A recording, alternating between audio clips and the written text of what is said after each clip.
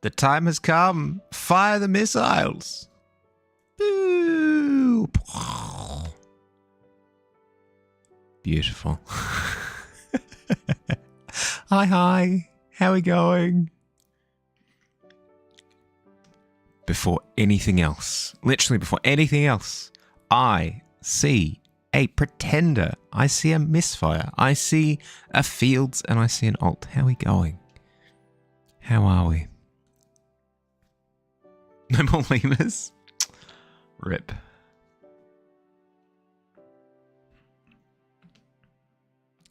Ba-bum. Ba-bum. It just works. Oh, sweeping in to take first. So look at... How can I look away? Oh. Alt for second. And fields for third. Nice. How are we? How are we? The piece probably looks a little bit different to how I showed it last time. I've worked on it a little bit between streams. I'm getting happier with it. Slowly but surely. There are some things that still don't quite look right to me, but we're getting there. You were sending a text? Oh, sorry, bud. Sorry. You got on the board.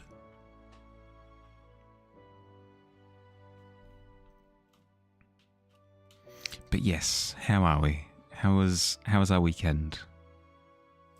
Found a PS5 copy of NBA 2K23 on the ground while you're on your morning walk. How? How does that? That's not something that somebody just has in their pocket that falls out of pocket and lands on the street. I don't know how that works.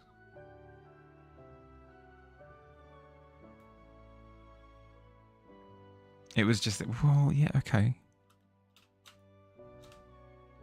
I'm still confused.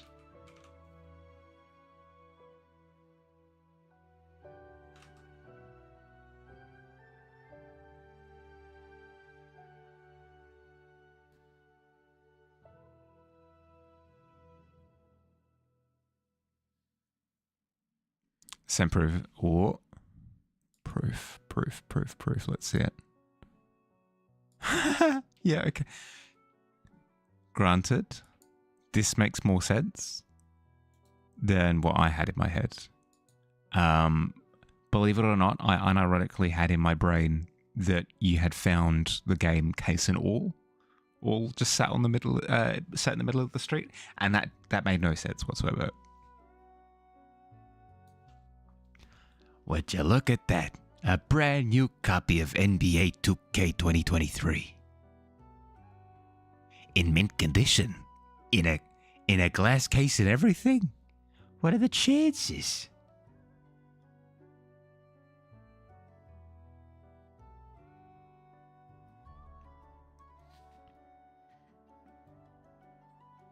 Yeah, like, oh my goodness.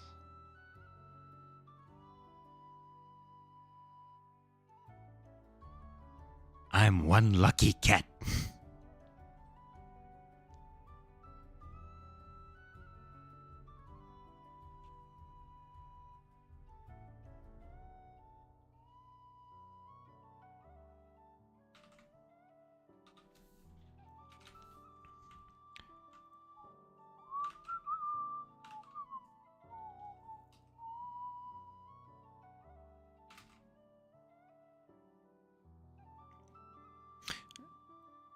There was no disc, just $10,000. Oh my goodness. It just keeps getting better and better. And then there was a rainbow, and at the end of the rainbow there was a little leprechaun with like $1 million. and then I love spiraling toddler stories.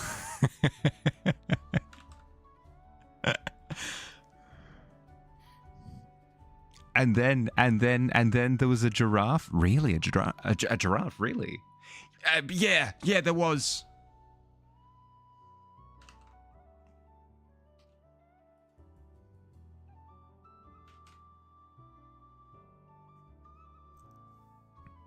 You don't own a PS5 though. Couldn't be bothered to fix it up, so you put the game in a proper trash receptacle. Kept moving.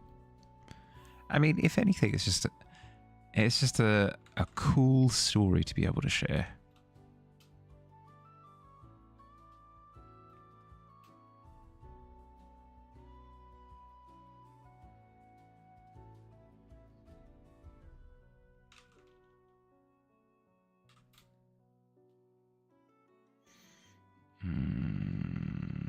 I need to curve these cores more, right?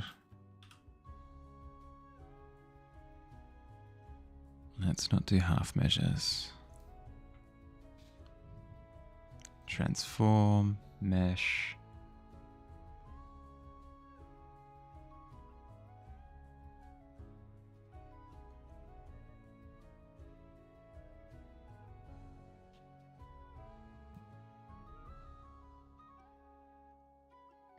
Something like this.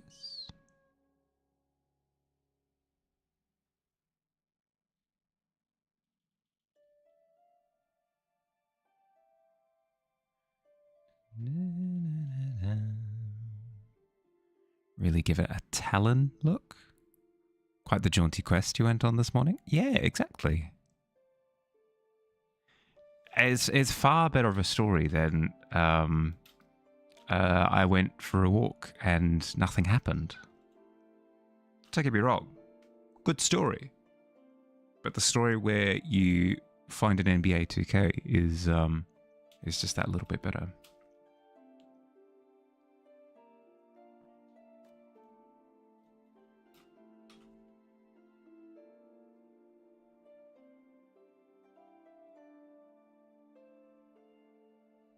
Surgery.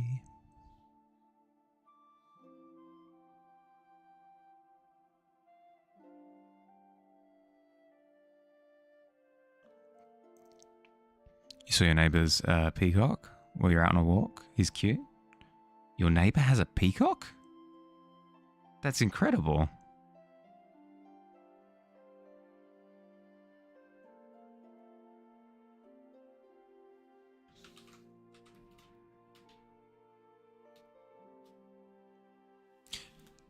You're hardware blind? The peacock was not the neighbour. Yeah, no. I didn't get that assumption. Keep hearing your setup is OP for streaming. Have no idea what they're talking about. I mean, if you got a snazzy new CPU, and you have what, like a 5070 or something for your GPU, like it seems pretty high spec.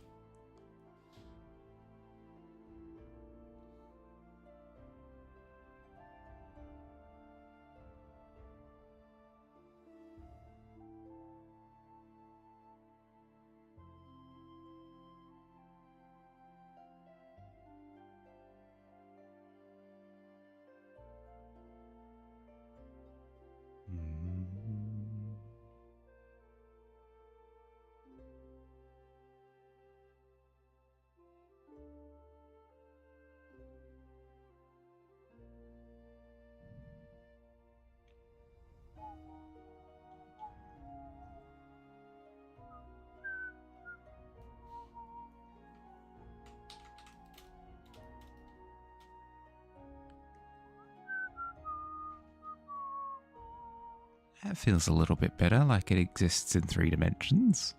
At least that little bit more. Don't officially have a peacock. He lives on the roof of the house.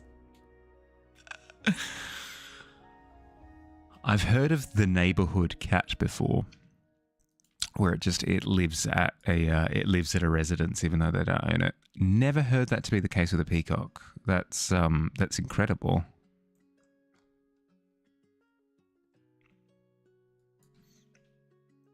couldn't afford a GPU, so you just have a pack of Tim Tams in the slot. Working pretty good so far.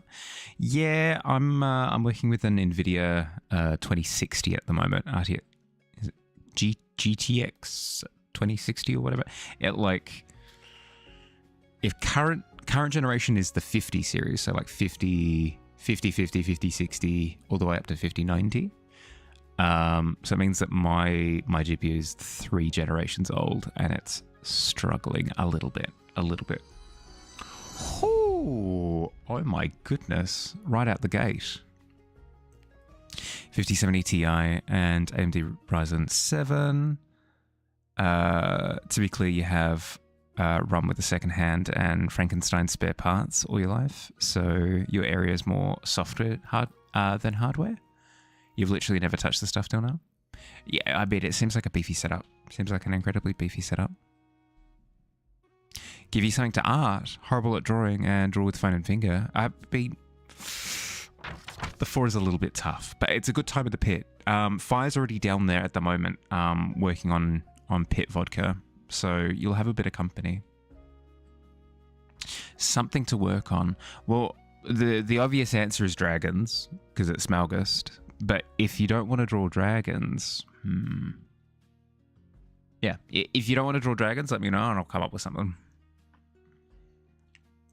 You had a GTX 2060 Super in your old PC. More than enough for games. Streaming would have probably been rough though. I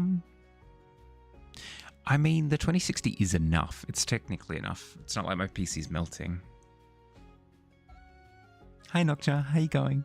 Hi. Give you a character. Okay.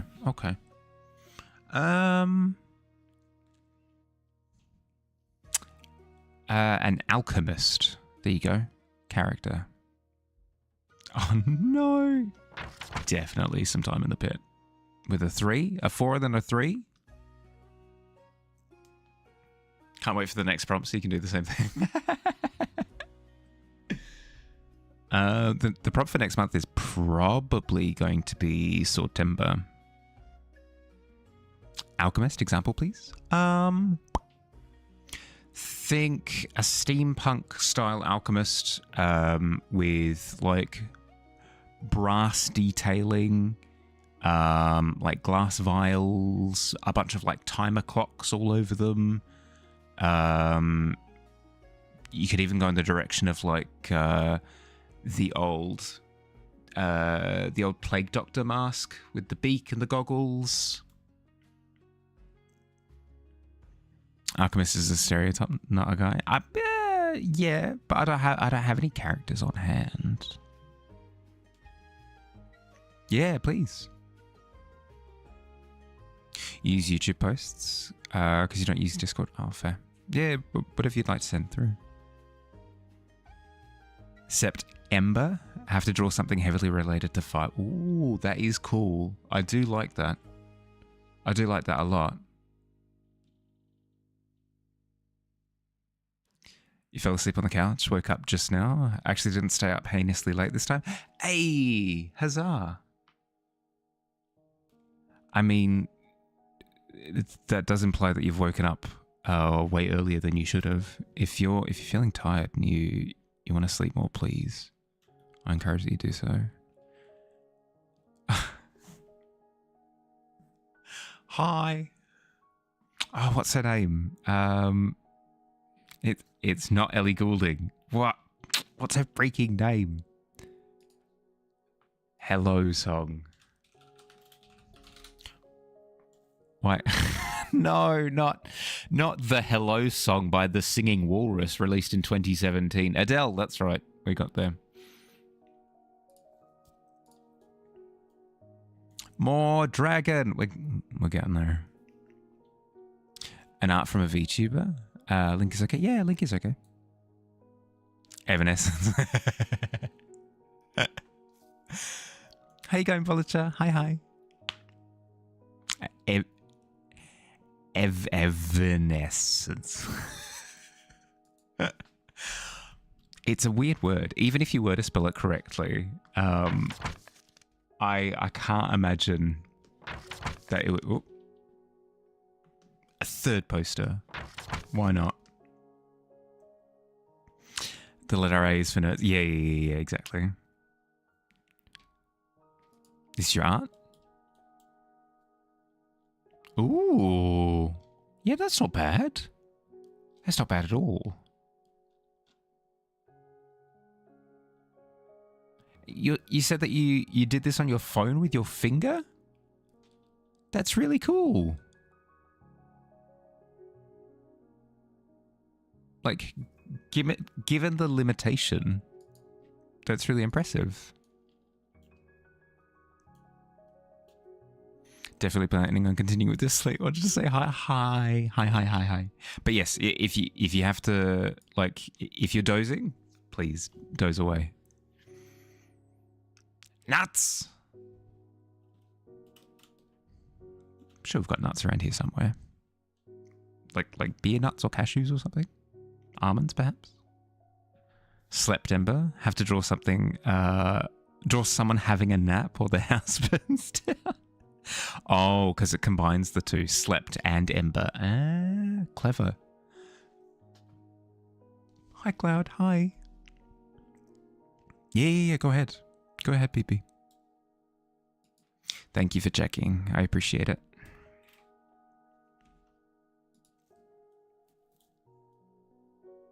Ooh. Yeah, again, like really impressive. Seeing as it's your phone and index finger being used. That's really cool.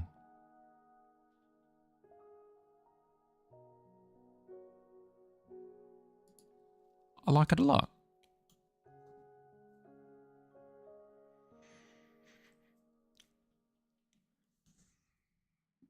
Phone artists are way more hardcore than you. Yeah, I mean it's a degree of limitation that I've tried in the past, but I'm not comfortable with. Was that Scepter Ember? Fields. You're so close to your next 5-minute scribble. Whoa. What do you want to get for it? Use Adobe Fresco. Fair. I've got an app on my phone called Whiteboard, which I use whenever I'm scribbling something with my finger.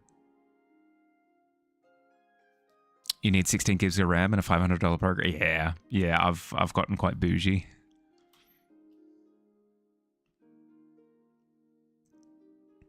It makes as much sense as a sword. I mean, yeah. No, that's fair. Rolls off the tongue in the same way. Really like the fire on the left. Thank you. It's getting there. Every time I make an improvement in one part of the canvas, it dawns on me how much I dislike something else, and then I'll jump over to that bit and then refine it, and then it highlights how wrong something else is. I'm jumping all over the place.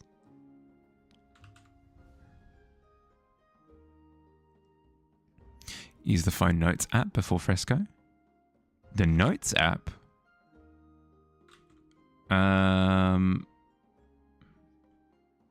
Did I have a drawing function? Did pixel art in a drawing app not meant for pixel art? It was brutal. Had to draw your own lines. It was bigger than 100 and 100 in size. Yeah, I was hanging out with Minnow on Saturday and was attempting to help with pixel art stuff in CSP, and CSP is not natively supporting of pixel art, at least from what I can tell. It was a little bit brutal. Wild West quick draw shootout with Billy the Fire Hands Hammer.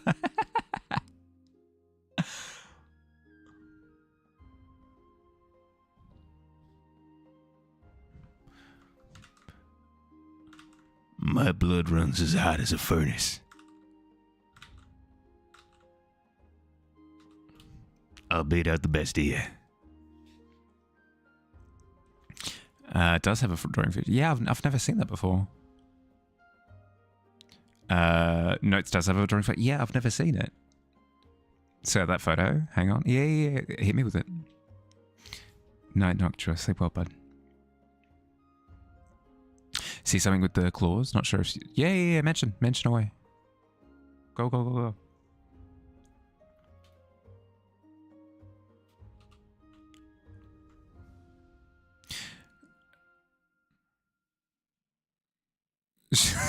You go live and have a Mahali cab on the side with a drone strike overlay.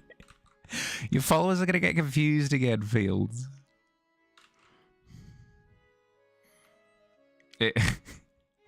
I will remember it till the day I die. Jumping into Fields' stream with the Full Metal Jacket stare with one of your followers going, "Hi Fields, what's going on? I'm so confused right now."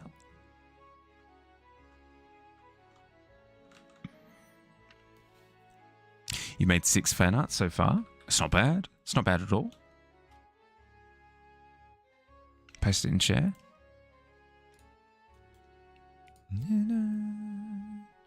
Ooh, ho, ho. Hot damn. That's a lot of work. Oh no. It's really impressive. It's really impressive. But oh my goodness. Don't make a habit of doing this to yourself. Yeah, no, I can see that. Hello, Copper Raja. Oh, it's so good. It's incredibly impressive. But also, there are such easier ways to go about doing this. I think in most programs, never do this again. It's so brutal, so brutal. Really well done though. Really impressive stuff. Ridiculous. What's your favorite Pokemon? Right, it's a cool Pokemon. How about you try to draw me? Yeah, you can do that. With your stubby thumbs? I mean, most programs have like an ability to make a canvas that's like 100 by 100 pixels or something. If you wanted to go in granular, because like I said that it's not native to CSP, but I still managed to go with a teeny tiny canvas, and I found a brush that was literally like a pixel brush, and it just placed a single pixel at a time. I'd recommend going through that avenue. Is the paint? Yeah, I'd imagine so, because you isolated the lattice with the rulers, and then just use the paint bucket. Give you 5 to 15. Oh, speed draw. Save grid line overlay on your software, because that's arduous. Yeah. Yep. What color are my eyes? Brown. Like a hazel brown, I suppose, if I had to be specific. Pretty good for the price. Still phone app though. Oh, wait, this is the phone app, right? That's a detail that I missed. One-time purchase of $8. Oh my goodness. Canvas left claw close to the camera. Canvas right claw is curved close to the... Curved closer to the... to the claw tip rather than a little further down like the left claw. Also the base of the right claw at a distance overlaps where it connects. The ambient occlusion isn't done yet either. Sure. So you're saying that, right, so these are more... Yeah, okay. That would be based on the fact that I've just curved... like I've just warped these recently. I hadn't considered the other claw yet. I'll go over and either change that one or change these back. I'm not sure yet. I'll make it so that they're the same as each other. Yeah, for sure. No, you're good. You have another piece? Yeah, please, by all means. Hazel cake.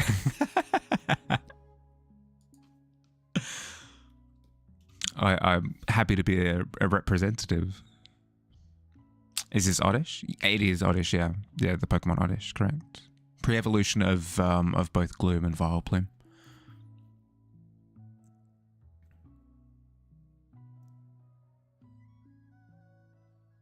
You're only talking about the close hand? I'm confused. You said claw. Oh, claw as in, okay, right. Talon, claw, yeah, okay. Canvas left talon, close to camera. Canvas left as in on the dragon's, this one, okay, yep. Curved close to the tip rather than a little further down like the left talon. Use the base of the right talon at a distance overlaps where it connects. The ambient occlusion isn't done yet either. Yes, correct. Yeah. In the same way that one is done. Yeah. Oh, fair. Yeah, easy fix. Is also the pre-evolution of Breloom. Is it?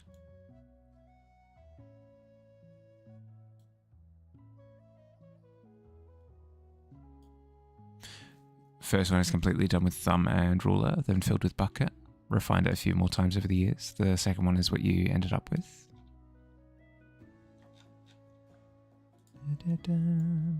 Ooh.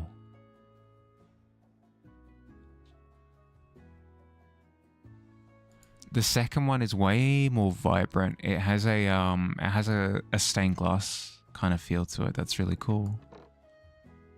I like that a lot.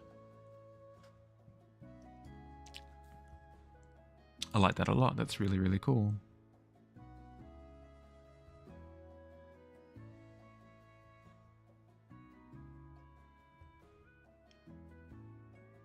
Yeah, really, really effective. Nice.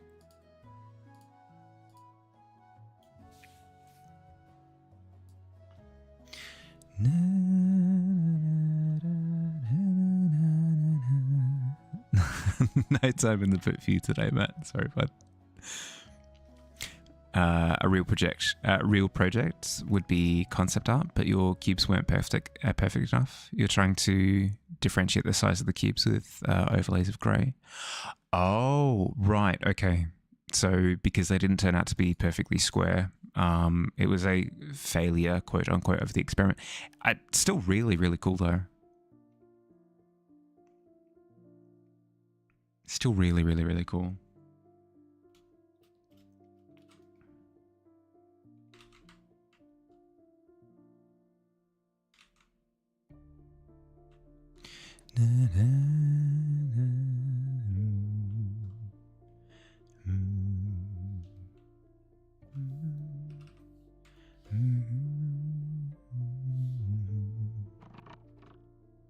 Welcome back. Get any good ads?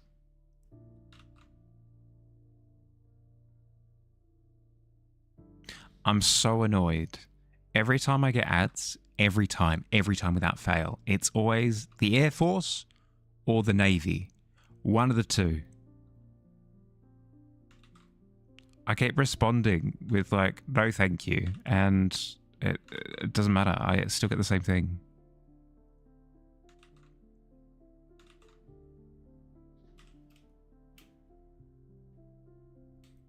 They're just trying to wear me down over time. One of these days I'll reach a breaking point, but you know what? Why not? I'll fly a helicopter. Choose a color.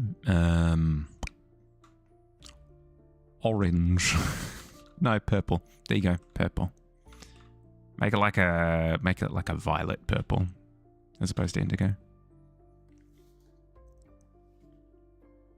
You're too Pokemon pilled. Whenever you see a dragon, your mind is always like, oh, it's Charizard. Or, oh, it's Dragonite. I don't think there's anything wrong with that. I think everybody has like a default that they go to.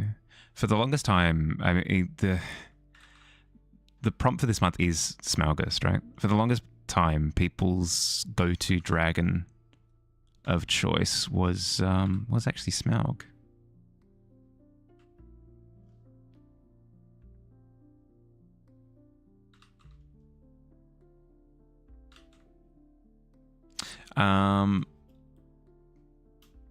yeah, I can basically promise you that a lot of people would think similar things, but in regards to like How to Train Your Dragon style dragons, you know? There was this guy drawing a dragon telling you about pixel art. Ugh, that sounds awful. 2 kilometers away from a military base, 75% of your ads. Yeah. I just wish there was an opt-out button. I know that's not how it works, in the sense that ads truly try to just wear you down over time. Like, you know what? I don't want Oreos, actually. I do not wish for Oreos. And then you see like the 50th Oreo ad in a row and you're like, yeah, all right. Yeah, all right, I'll do an Oreo. Just one, though. So, of course, they're never going to allow you to opt out of ads, because then it kind of defeats the purpose. But still, some ads, I just think to myself, like, I will never be interested in this. Can I opt out so that I'm not wasting your time and money as the ad provider? Give me a different ad. I will happily take a different ad instead.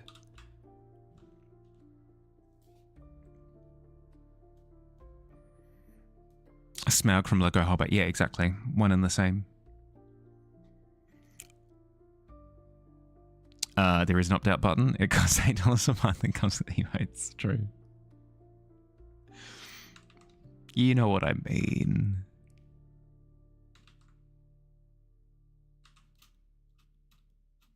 But you as the product seller, though, you don't want to be advertising to people who aren't interested, though, is the thing. Because you're spending money. You're spending money to send ads to X amount of people, right?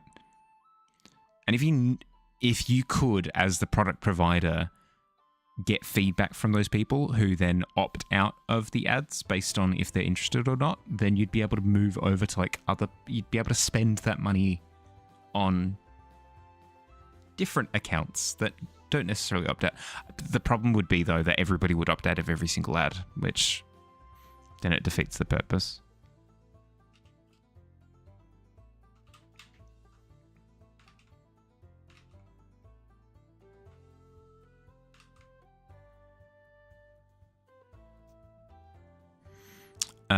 Looks really bad, but it's finished. Yeah, please send it through. Found a video of how the piece started. Posted that as well. Ooh. Oh, with the grid system again. Yeah, cool.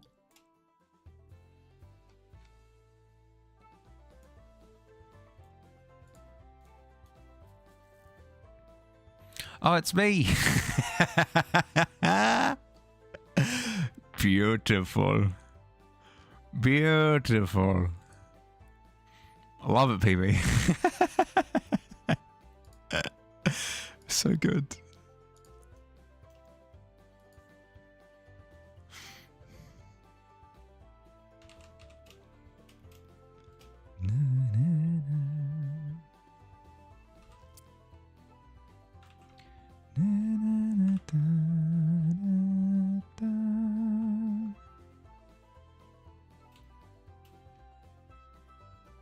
Fan art for the fridge. Absolutely fan art for the fridge.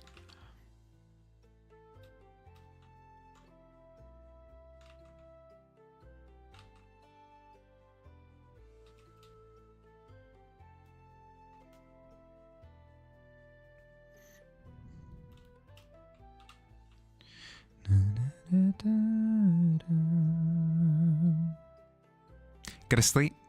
Night, bud. Sleep well. Thank you for sharing. I appreciate it.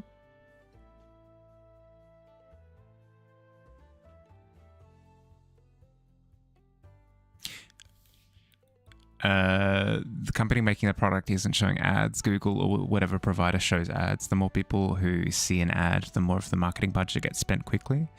Can set a minimum daily ad spend on Google, only maximum daily spend. Can't, right? Google also doesn't care if you're interested or not, because it doesn't affect its bottom line in the slightest. Well, that's what I mean. Is the product provider, not the marketing platform, the product provider. So in my case, it'd be Tony's Sweet Shop or whatever. I approach Google. I go, hi, I'm the owner of Tony's Sweet Shop. I would like to spend X amount of money on ads for Tony's Sweet Shop. And then Google would go like, yeah, okay, well, based on this, we can hit this many accounts. I like the idea of, whether it's viable or not, I like the idea of Tony's Sweet Shop being able to come back a second time. And based on the first round of ads, depending on who opted out of ads for Tony's Sweet Shop, the budget for marketing can then get distributed to other accounts that weren't hit the first time. Based on the amount that opted out the first time. So say, for example, Tony's Sweet Shop got advertised to 10 people. And 5 of the 10 people opted out of the Tony Sweet Shop ads. I like the idea of ads coming around the second time from Tony Sweet Shop, hitting the initial 5, and then finding 5 different people who didn't opt out. Because then it means that the marketing budget actually goes to people who could be interested in Tony Sweet Shop. You know?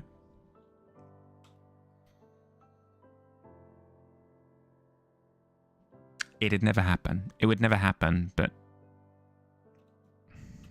it's the thought that exists in my brain.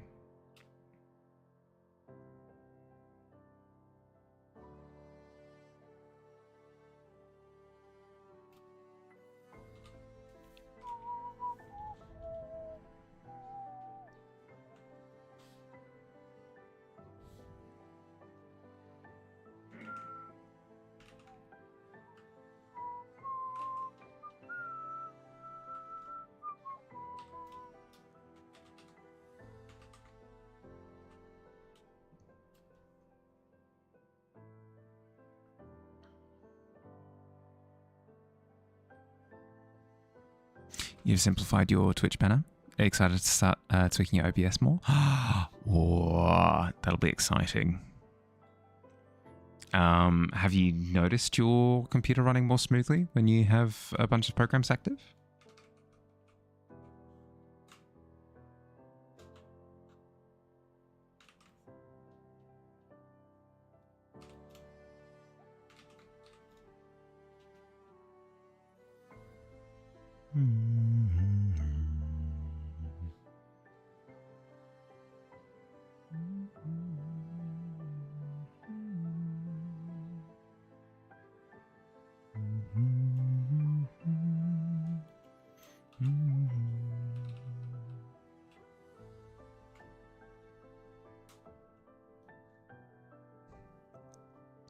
Is that your fan isn't a jet engine? It's what you want to hear. Beautiful, beautiful silence. Google actually does do this. If you scroll past a sponsor result quickly or skip a YouTube ad immediately, it gets recorded under your account, and the advertiser can set the group of people who scrolled fast to be non-priority ad targets. Problem is that so many people do this that non-priority is like 99% of people. Yeah. Well, that's kind of what we're saying. Yeah, is that it's people are just not interested in ads in general.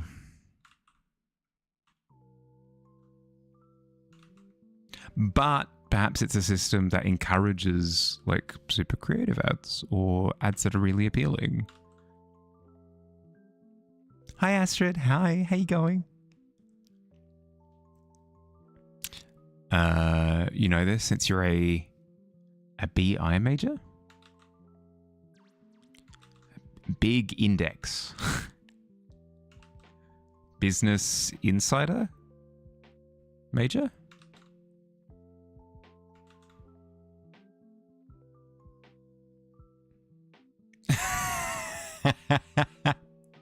I don't believe so. I don't think there's a full study, at least yet.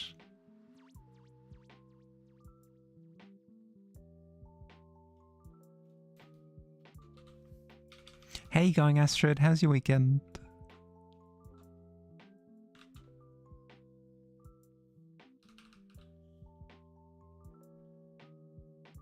Business intelligence, pretty much the data analysis side of business. That doesn't fall under economics or accounting. Right, okay. I thought that all speculative business stuff all came under economics, but interesting to hear that it's its own separate area of study.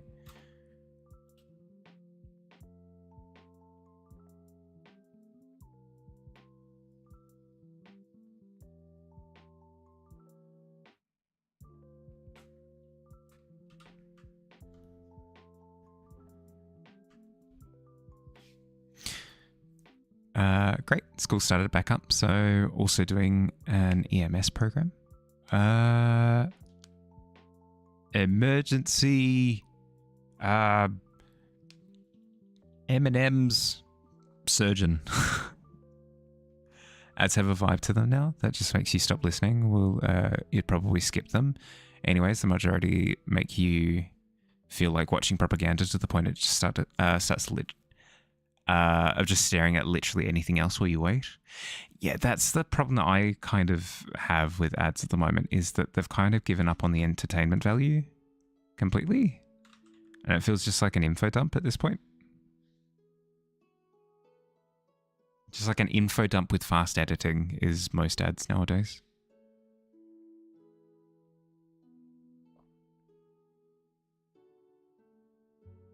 Business intelligence is like a marketing major. Had a child with a pure economics degree. Yeah, fair. I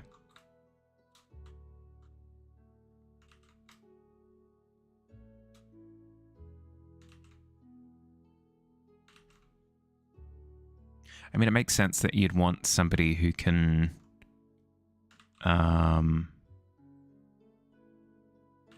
analyze trends, but again, I would have put that under pure economics. Interesting that it is separate.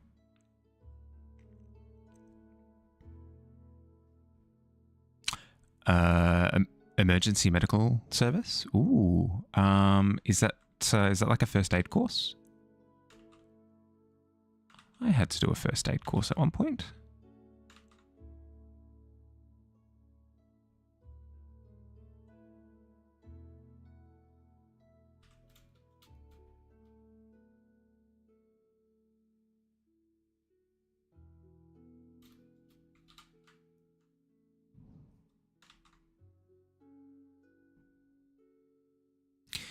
Have your first aid cert when you worked IHC? I'm pretty sure you have to get it. You have to get it refreshed, don't you? You have to go every like 5 years or something.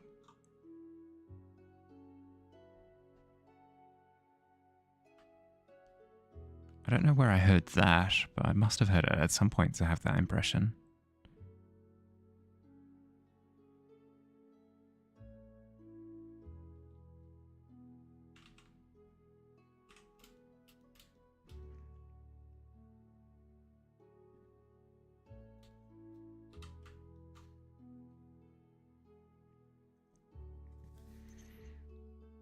Don't think it's still valid, but you have the... yeah, fair. Teaching you to be EMTs, emergently, oh my goodness. Emergency medical technicians, which help paramedics on the ambulance. At the end of the program, you can get a certification as well. Certification. Yeah, fair. Interesting. Yeah, I suppose I didn't really have an understanding of who rides on the ambulance, apart from paramedics. Yeah, I suppose it is like the nurse equivalent of paramedics, is somebody who can sort of help out with emergency treatment. There are not many jobs that are looking for business intelligence specifically. It gives you a thorough view of all the digital related business majors and economic majors. Right, so it's a specialization. So maybe economics covers it a little bit, but this particular area of study is like all in on trend analysis. Yeah, okay, cool. in the same way that most doctors would have like a little bit of experience with like practical, but it's only really the study of surgery that you actually get. Yeah, okay, I get what you mean. It's a degree if you're looking to work in a management position. Fair. The victim also rides the ambulance. It's not always a victim. But yes, the person with injury, yeah, I believe they also... Yeah, ambulance driver as well, probably need one of those. Maybe go through a course with IHC, because epilepsy comes pretty hand in hand with a lot of disabilities. Yeah. Yeah, that's fair.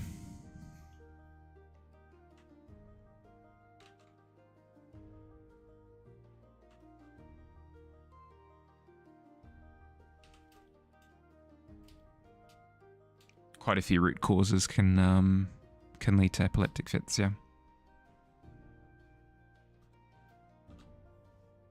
EMT is the starting level, then you go up from there, you can become a paramedic, and then you can become a specialised paramedic in a certain field of help. Taking it because your mum was a paramedic on the ambulance when she was in her 20s. She told you stories, so you have passing interest in it. Even if you didn't go into it as a career, it'd be a good life skill to have. Yeah, 100%, 100%. In the same way that even if you don't have any intention of going into medicine, taking a first aid course is just teaches you important life skills. Yeah. Also need like a dog, or ambulance need a representative dog. Yeah. Correct. It's like the ambulance is like I think it's called a deck master. In Yu-Gi-Oh, there's a thing called deck masters where they're the card that represents your like you as a duelist, right? An ambulance is kind of I'm reading directly from the manual here. I've got it open on the other screen. Ambulances actually need a deck master in the form of like a dog. Yeah, correct.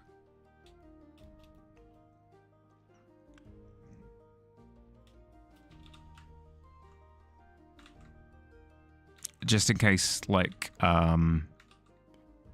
just in case any battles happen in the Shadow Realm, and then you need your mascot character to kind of represent you, you know. Your deckmaster for Yu-Gi-Oh was Pendulum Magician. A good choice. A good choice.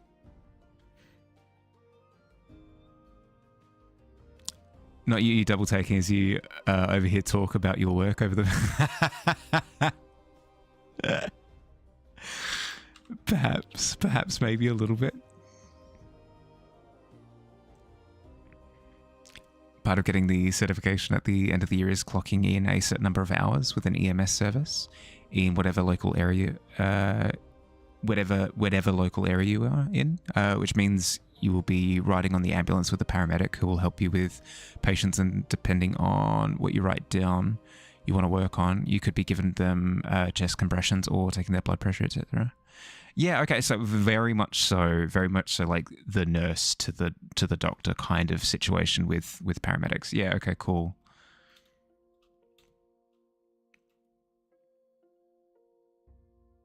No, I can definitely see these being sort of more fundamental skills.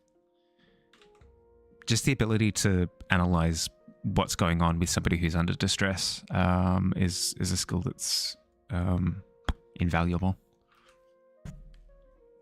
Police get a dog representative. Firefighters get a dog. Where's your homie's paramedics dog? True. Okay, let's think about it. So police have German Shepherds, right? Firefighters have Dalmatians. What would ambulance deckmaster dogs be?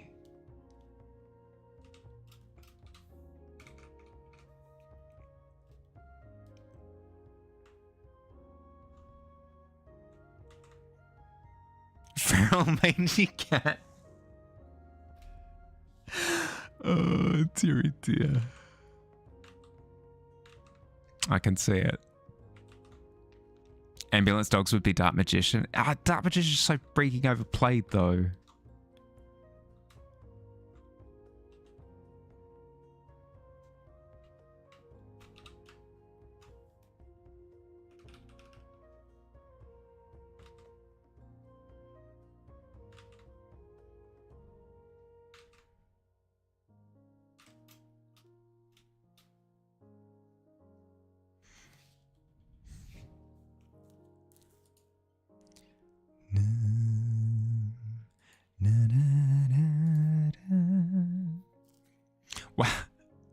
have to know.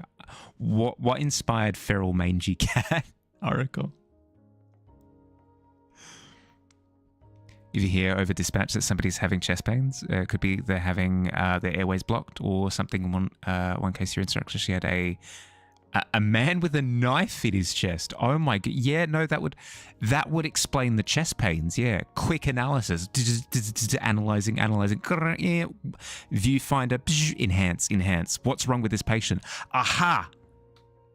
The knife.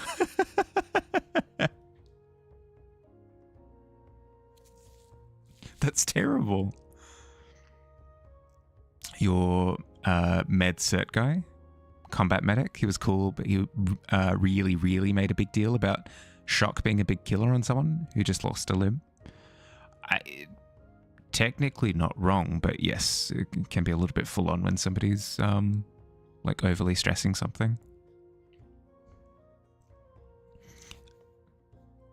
Ambulance dogs can be blue eyes jet dragons. Jet for short. Yeah, okay. What kind of chest pain is what? Yeah, 100%, 110%. Wife called the dispatch, said your husband is having chest pain. Ambulance should come. Never explained why until they got there. Wondering if she didn't know either, which means her husband hid the fact that he had a knife in his chest. Is that something you can hide?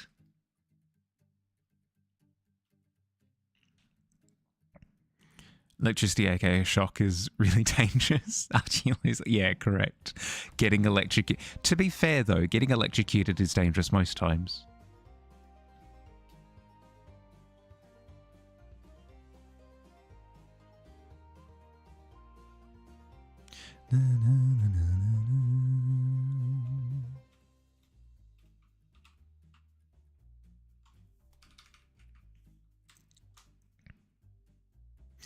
Giant poke coming out of chest. Is that a knife in your chest? You happy to see me? Don't get me wrong, I am happy to see you, but help.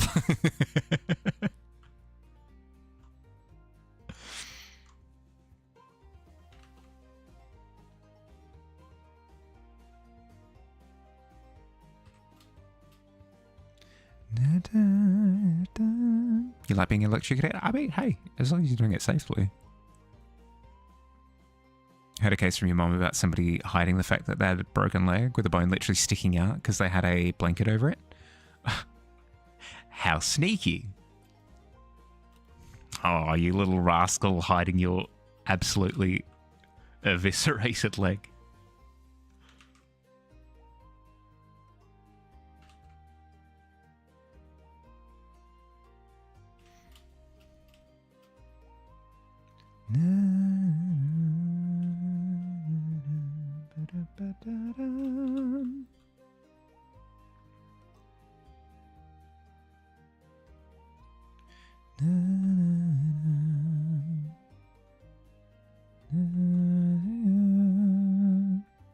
Hi Max, hi. How you going? Could totally just go buy a shot collar. I mean, you could. Twitch stream? Absolutely not. Absolutely not. Do not hook up a shot collar to your stream. Surely that's a breach of TOS somewhere, somehow. I can't imagine that it wouldn't be.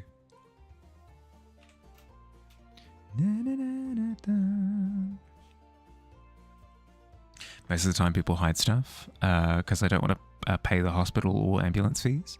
Is fair, but also your leg, sir, your leg is literally bent in half or something like. Yeah. There's a degree of just having to go ahead with it because otherwise you're going to be impaired for life. It's just not worth it.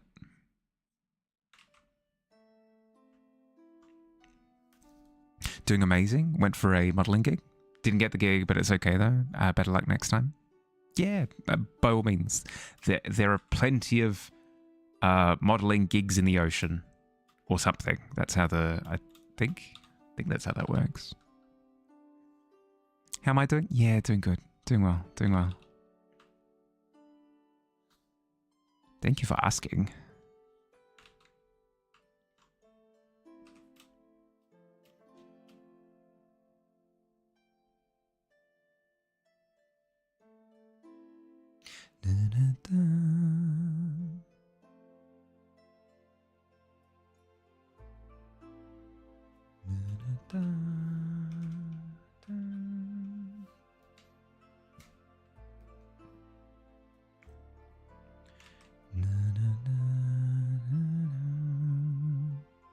Saw a case on the internet from a paramedic about a dude who literally had his car shot at multiple times.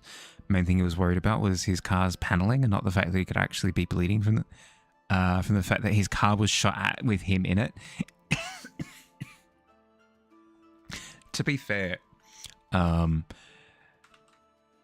gonna say the word alt. Do not shock, as in like trauma shock, not being electrocuted.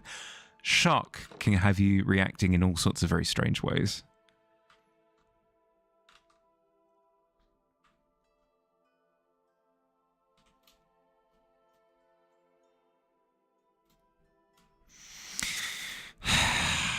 Fields, I should have disclaimed you as well. No misinterpreting my words.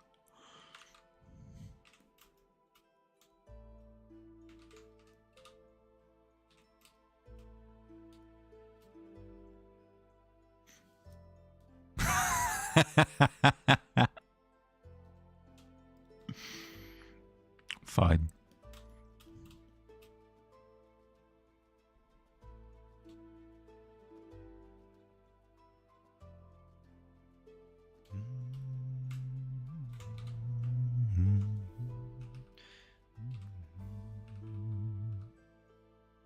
A bizarre case? Yeah, hit me with it.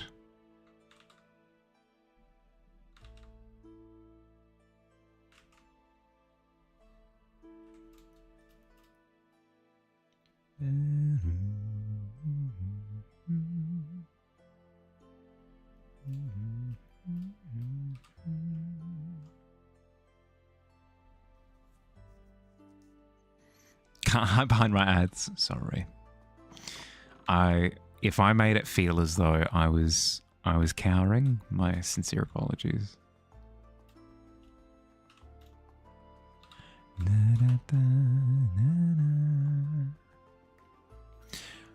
After her first month, the ambulance had a call to a campsite because a guy stuck his little friend into the hole of a campfire stove. You'd usually screw in the propane and couldn't. Oh. Yeah, okay. That's fair. I mean, I've never had the urge to do that, but they should probably have a sign or something like, "Don't do this." That's yeah, okay. I mean, you did warn me. It was a very bizarre case.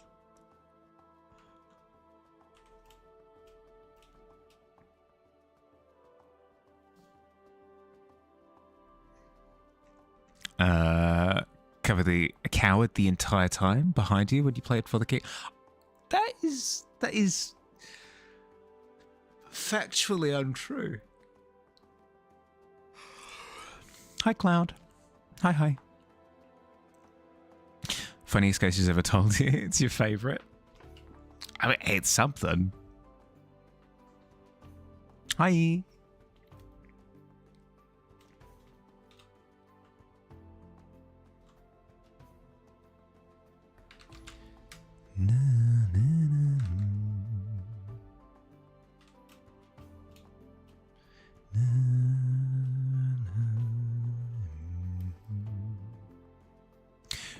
Did I ever get to check out the stuff you sent earlier?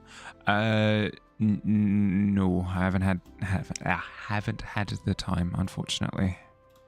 It was literally wake up, have breakfast, start stream.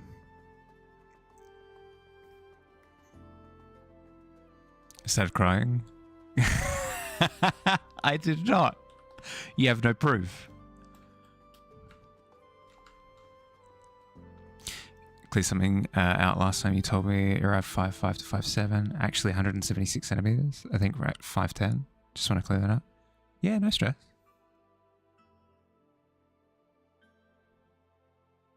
Yeah, 176 is quite respectable. Like, no, not to imply that anything below that isn't respectable. You know what I mean? Like, I wouldn't say that somebody who's 176 centimeters is short.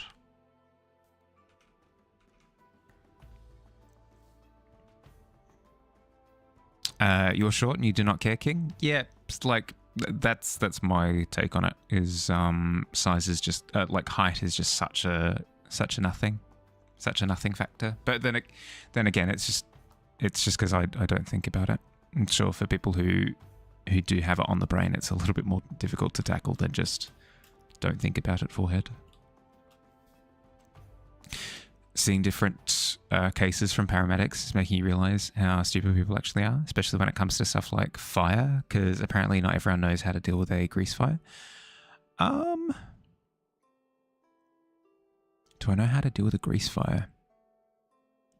I suppose it depends. If it's a grease fire on like a stove or something, you just like put the lid on, right? Not at least 7'3", you don't respect. Oh, Cloud does not have that much respect to give around, it seems.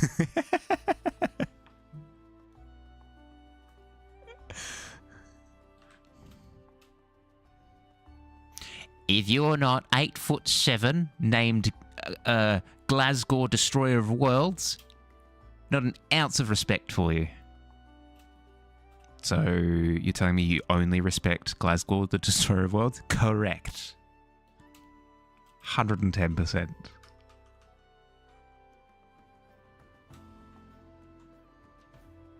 Yeah, but yeah, no stress, no stress. Every case of grease fire, just smother. Doesn't have oxygen, it doesn't build. Yeah, I've seen some of the stupid videos on the internet of people like splashing water on it or splashing flour. Flour is the worst. It just like detonates.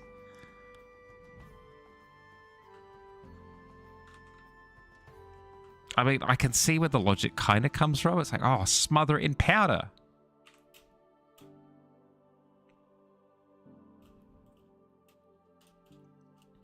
Absolutely the wrong call. Shaq only 7'1", no respect. Deary dear.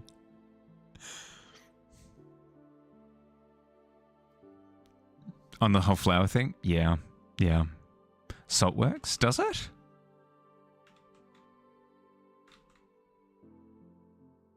Is it because sodium chloride is super stable or something? It just doesn't react? As a 10-year medic, so much worse than you can ever predict. You are shocked regularly. That's the terrifying thing, is hearing stuff like that, where it's not only people do a ton of stupid things, but also people do a ton of creatively stupid things.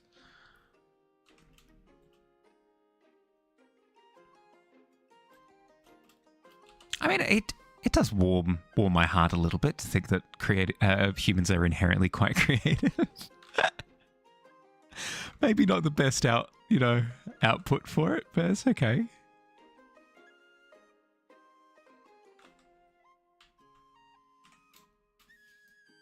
Anything that you can prepare you for going into EMS stuff?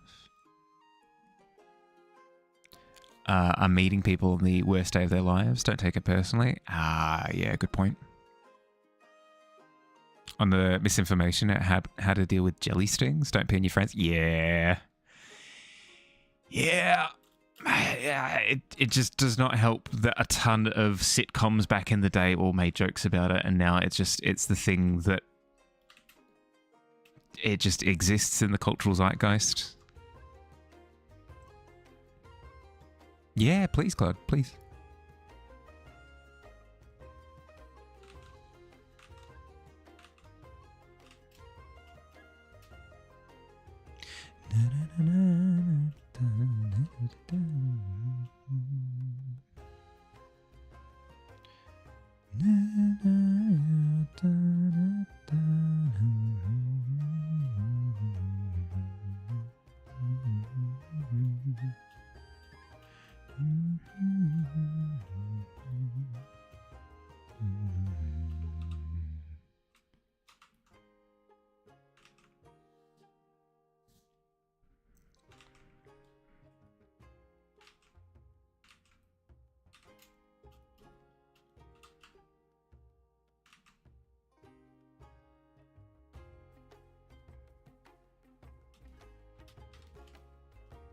Welcome back, Pretender.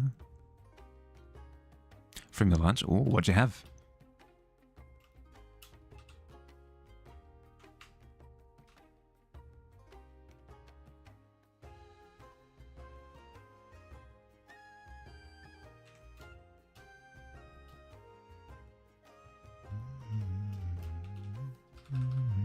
Beef soup. Ooh, yum.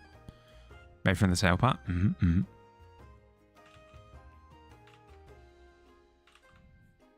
I have to cook when I finish stream. I don't have the tail part of beef, but I do have some mince. Could make something interesting.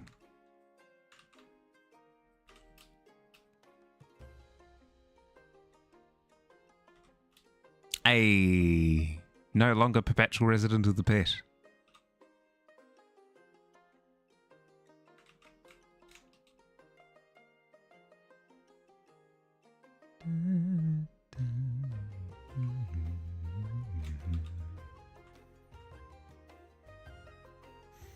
Oxtail? Yeah. Yep. Ever seen Parks and Recreation? I've seen some episodes of Parks and Recreation, but I can't say that I've seen the series. Why do you ask? Working on squad and solo mode abilities. Ultramarines focus on coordination. Where if a battle brother attacks an enemy, it makes it easier for the rest of the squad to hit them. Right, so kind of like pack tactics kind of type of thing. Ron Swanson? Yeah, Ron Swanson. Getting kind of late. Gotta go. Need to sleep well for school tomorrow. Sleep well, Astrid. Thanks for stopping by for a little bit. Thank you for sharing stories. I really enjoyed them. Thank you very much. But yeah, rest up. Have a good day tomorrow.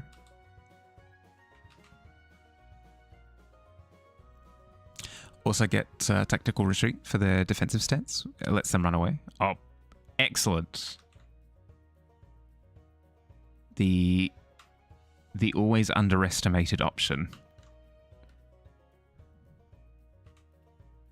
It's very silly, but it's legit. You kind of have to remind your players that running away from encounters is an option.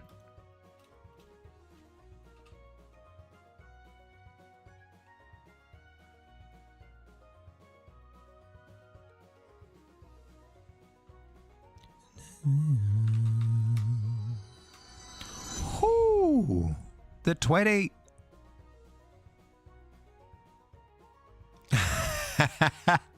Thank you, Astrid. Warms my heart. Thank you.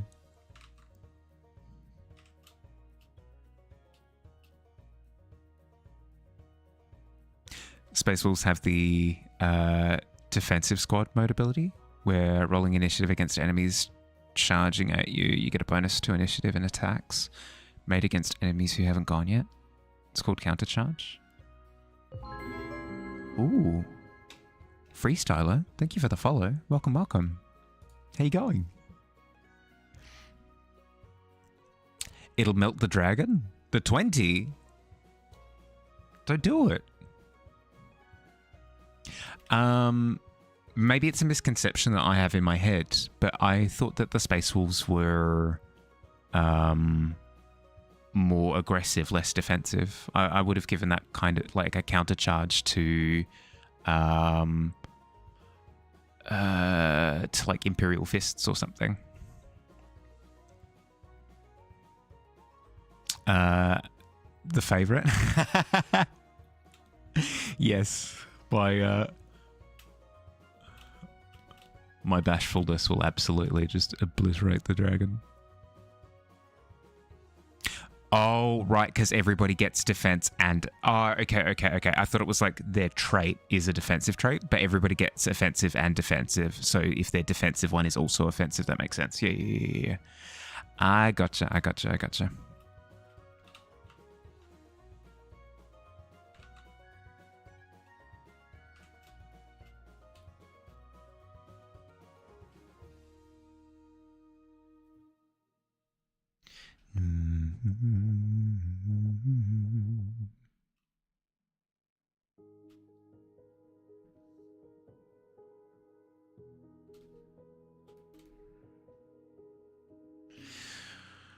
want to do for the wing?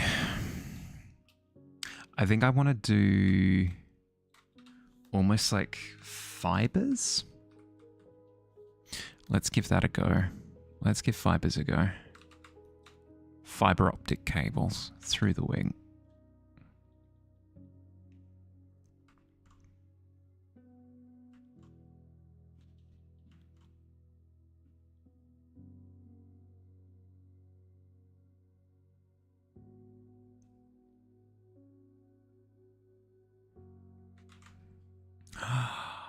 Yes, head pats for Quill.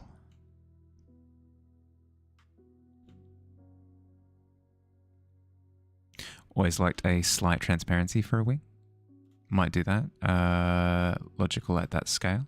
I mean, there is slight transparency in the sense that you've got moonlight passing through them. It's just difficult when they're getting front lit by the lava in the closer bits. But definitely there is semi-transparency back here. Could do blood vessels like bat wings. Take a lot of effort.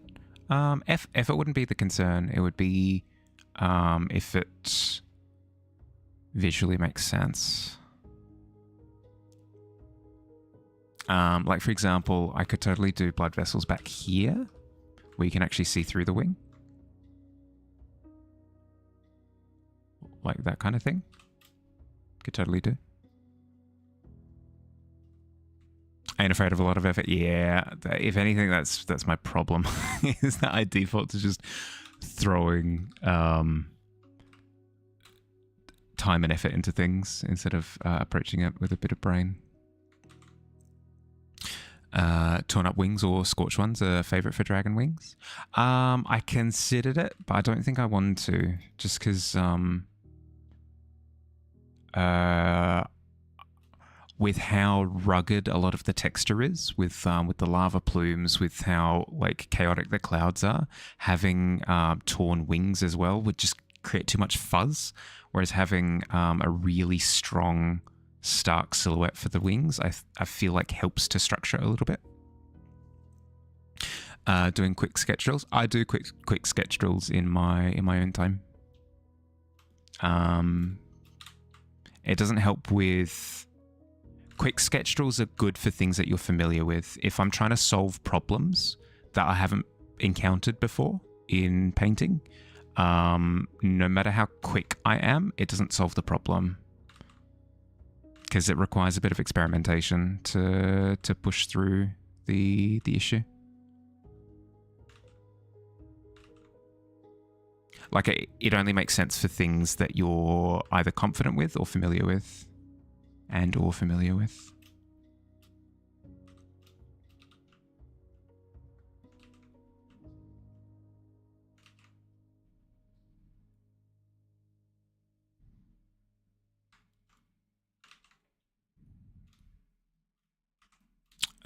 Weird brush sketch drills. Ever seen those? As in like loosey goosey.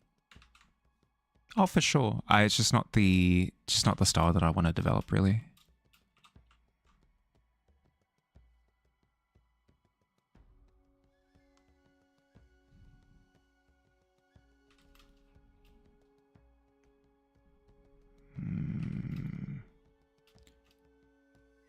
Don't hate that.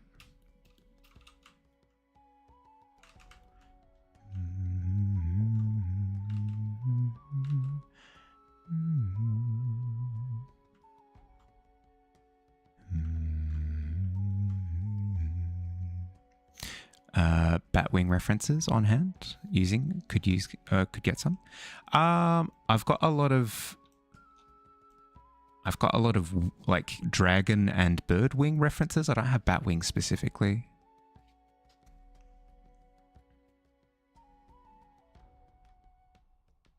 Involve using giant brushes or markers. Can't do that fine detail. Helps you get good at planning stuff out. Yeah, potentially. The problem that I really struggle with at the moment, though, is the fine detail. Like, in terms of silhouette and planned out, like, the piece is done. The problem that I'm having with is like rendering reflective surfaces, rendering leathery surfaces, rendering glow lighting, that kind of thing. For sure, no, it's definitely something that I should work on in my own time as well, though. The bottleneck that I do keep hitting, though, isn't the composition side of it, though. I say that. I've done a ton of surgery to, like, compare the composition of this to where it was previously. Like, it's changed quite drastically in terms of composition. But yes, just in terms of layout, it's done. Coming together really nice. Thank you, Guess. I really appreciate it.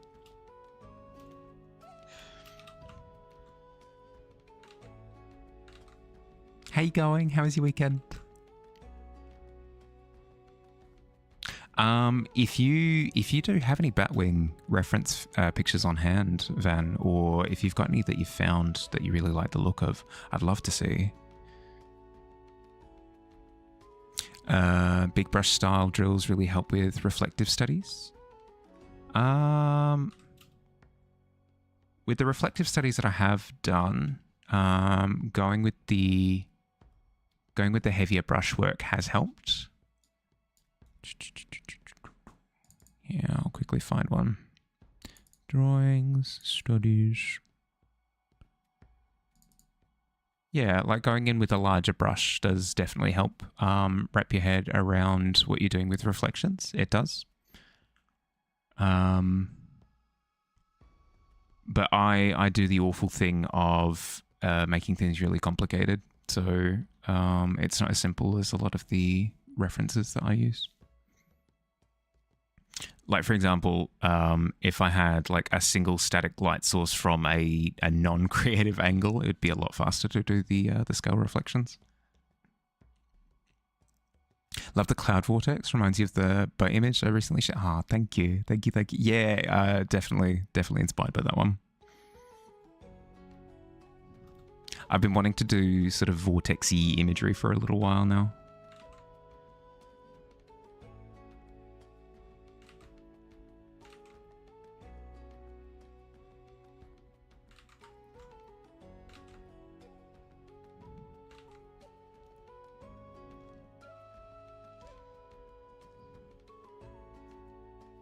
Tried to come some variety. Could kind of see all the phases and decide how I'd like to portray the elements I like. Oh, thank you.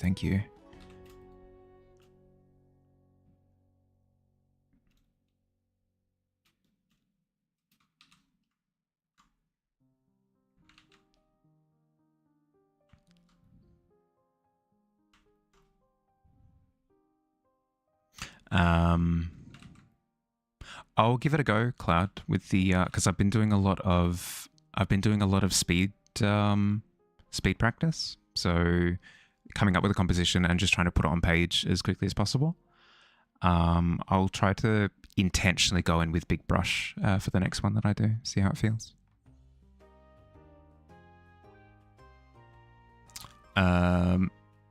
Think it's looking good. Like the tummy plates. Thank you.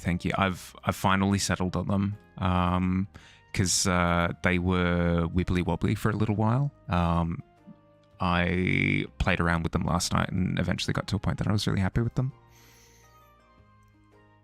If you come across the guy you found who talks about it again, send it my way. Yeah, yes please.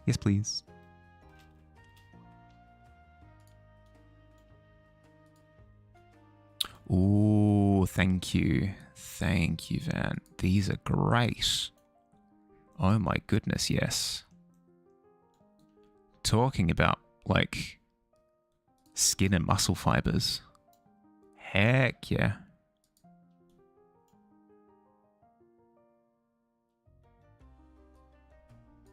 It reminds me of Leaves, actually, where you can see the, here, I'll show a couple of the images. Like, how freaking good is that?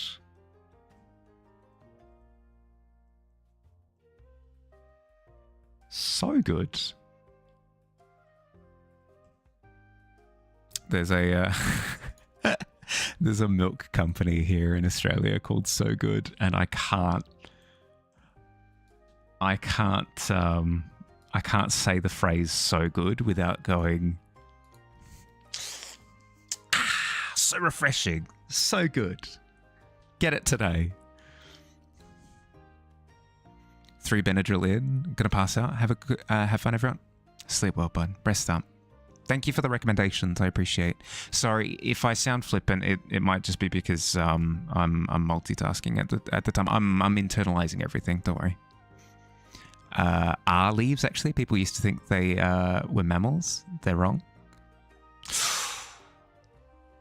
Wow, no, I didn't know that piece of trivia at all. That's shocking. But I mean, I was equally shocked when I found out that all pigeons were robots. So, if anything, it just shows how off the ball I am. Because it shows the skin folds segregation without the transparency.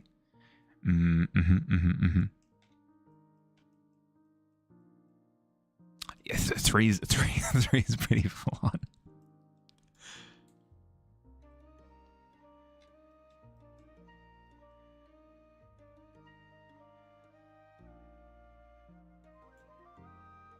Two barely does, yeah. I mean, it'd be different for everyone. Shouldn't be too shocked.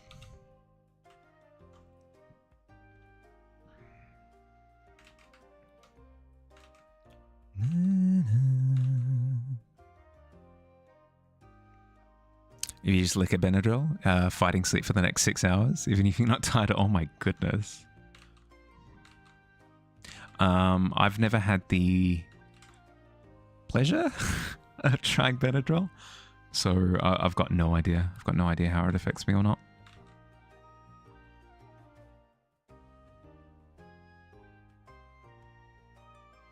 I'd assume that because I've got no experience with it, that I'd be quite susceptible, but purely conjecture on my part at that point.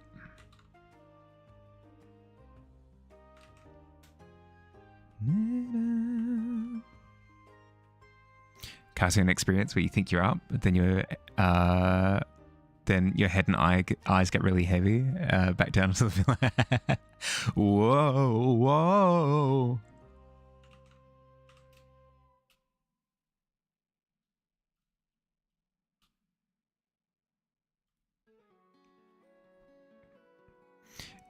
Feet fling above your head briefly to show just how hard you. Yeah.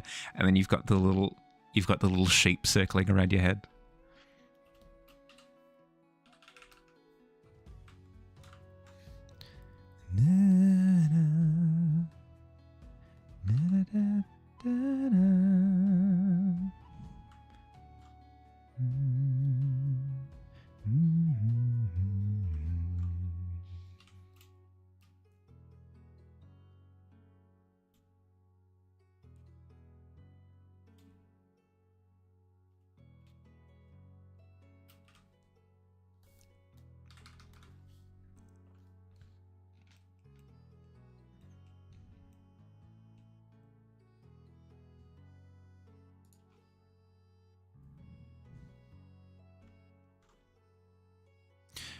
Try to open your eyelids. One would say gone, and the other one says gone fishing. Oh my god, yes. Or you go to open your eyelids and you see a little janitor mopping the floor, going, oh, sorry, like running off stage.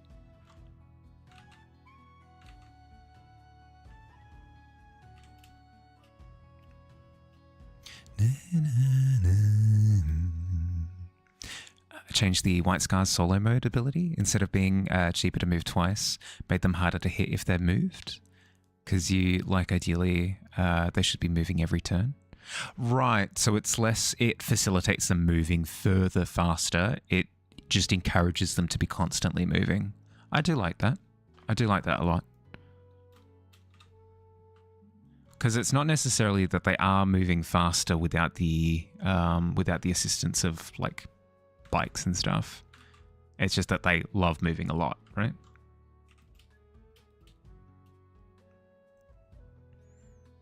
Because they're good at hit and run? Yeah.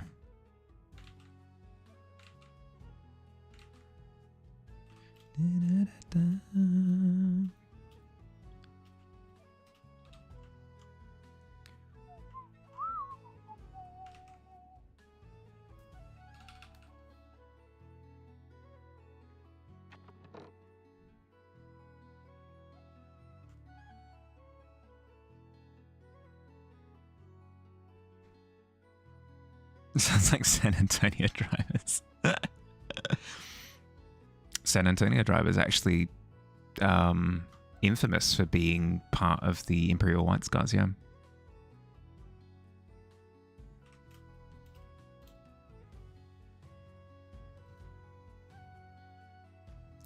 They do also move faster. Think that can be done elsewhere. Is it equipment that helps them move faster? In which case it can be incorporated into equipment purchase.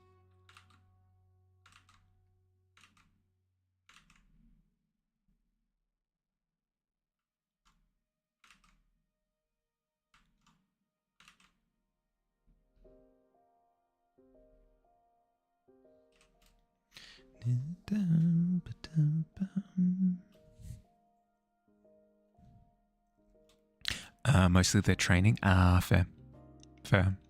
I haven't read much on White Scars. Like, I know what they do,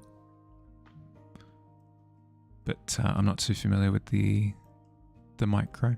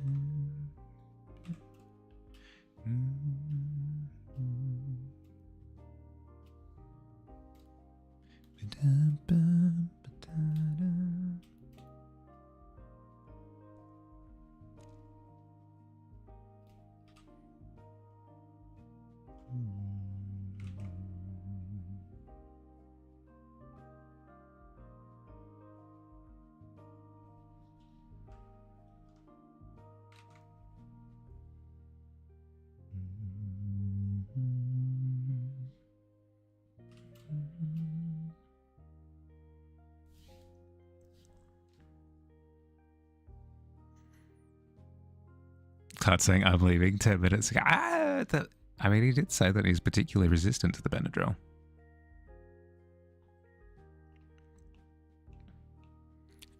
Really good strain threshold. Spend 2, strain more, strain move twice in a turn. Should be able to do that even more than others.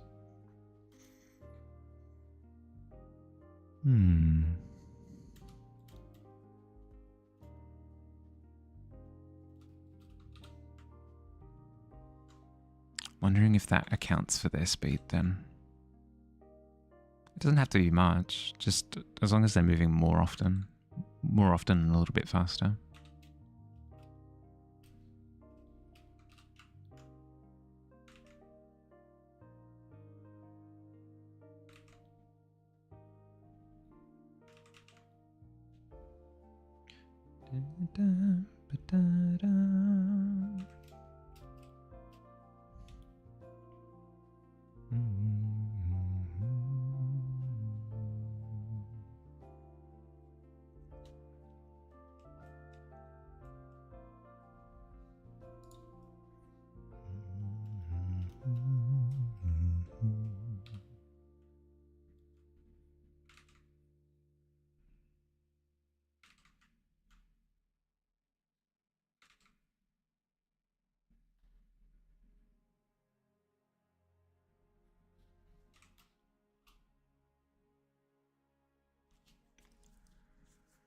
Get an action and a free maneuver. Can use to do a bunch of small stuff. One of which is move. Can spend strain to get a second maneuver on your turn. Right.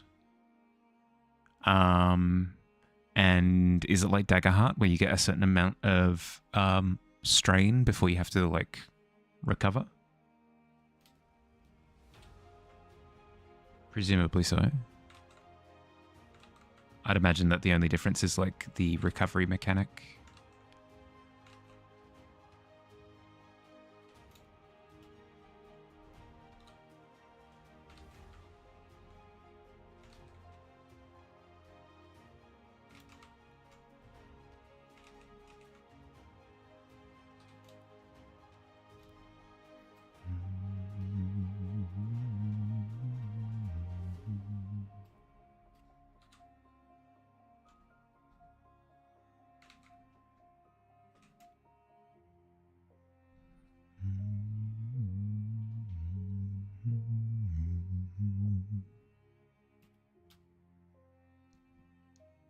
Ultramarines, the bog standard nothing special boys, have 15 strain. Yeah, okay, fair. So it's something that's quite spammable.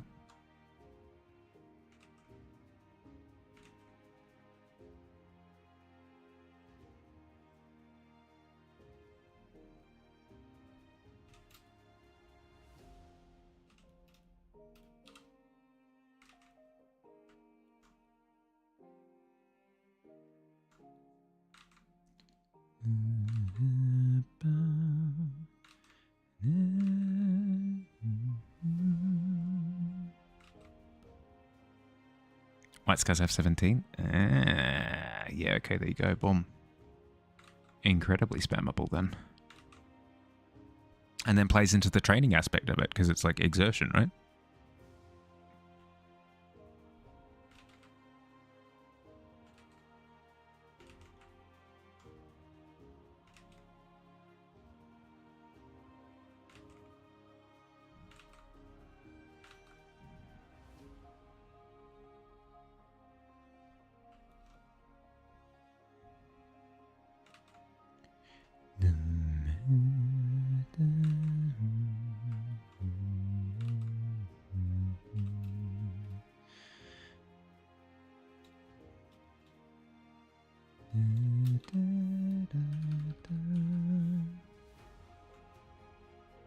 Okay, further up the wing, I want to take out some of the texture. I just want it to be illumination, because if I have like high detail texture work all the way through, it flattens everything. Whereas if I choose to implement specific high detail areas, it brings those bits forward.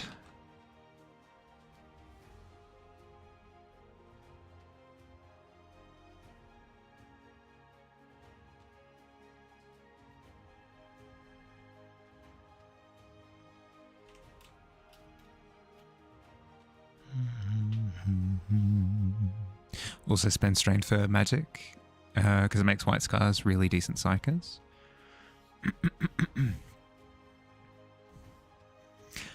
But I thought the White Scars were incredibly against using Psycho Magic.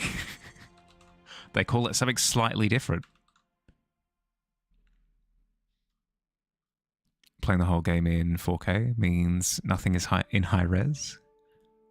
Got to play most of the game in low detail, just turn water effects away. Well, I suppose it depends on what game you're playing. If it's a game where the only water effects are like the occasional puddle, then maybe. I could see an argument for it with something like a Sea of Thieves, where if you had high resolution on the water and nothing else, it would really, really have the border pop. King of the Space Wolves. White Scars have an actually decent relationship with magic. But I thought Jagatai Khan voted against the use of psychers. I know that the Space Wolves were like avidly against.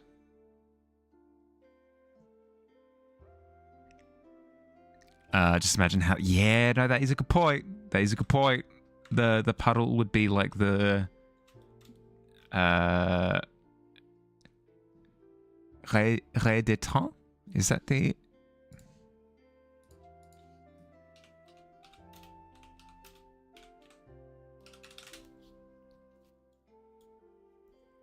Ré de taunt is the rule of taunt. Oh my god, no, that's not what I mean at all. I mean, I guess. That puddle over there is taunting me.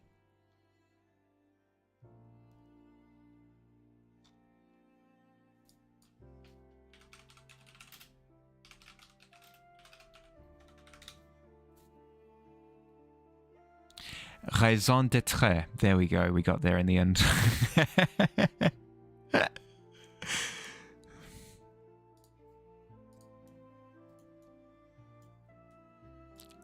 Coup d'etat. Time to overthrow the Puddle King. Frick. You're gonna make me chuckle.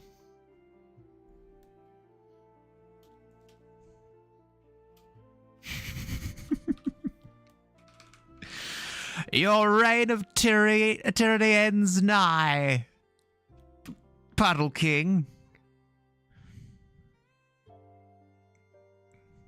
You've tormented the people for far too long. I will bring this reign of terror to an end, if my name isn't Puddle Stomper 3000.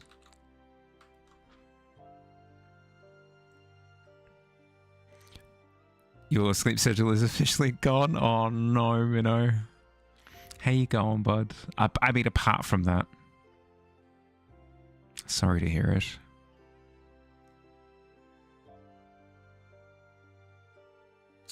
The Khan advocated for librarians, but the flesh warping he saw on Prospero made him nervous about it. Yeah, okay, fair. Because I remember him being on the other side of the council compared to Magnus. I didn't entirely remember why.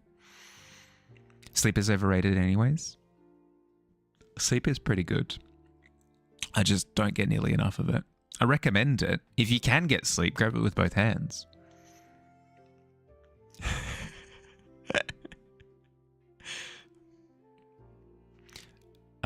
Brick is the closest thing you've heard me say to a curse in your presence. Call that a win. You've pushed me beyond the pale.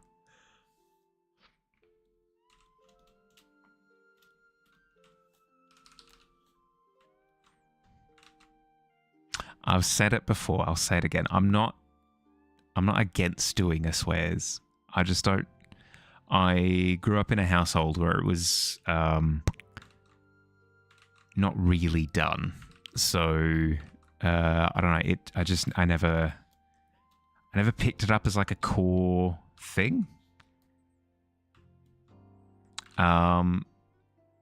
If anything, I say frick because I find it really funny.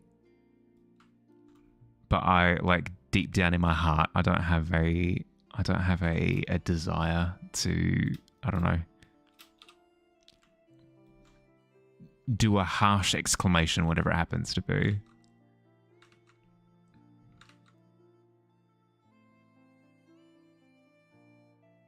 His culture was quite shamanistic. They had a decently healthy relationship with psychers, powers to the point where their psychers typically had better control than others. But I thought it was the same as the wolves, where they technically had librarians and psychers, but they reasoned it away by calling them something else. Don't sleep for a few days. You get hallucinations guaranteed. Oh, tips and tricks. Quick and easy access to hallucinations.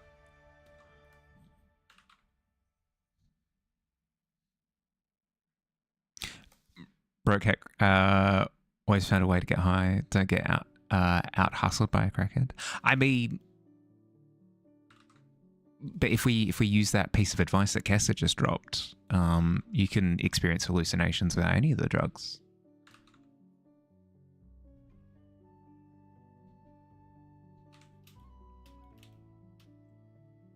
It's what are they called? What are they called? Life hack. It's a life hack.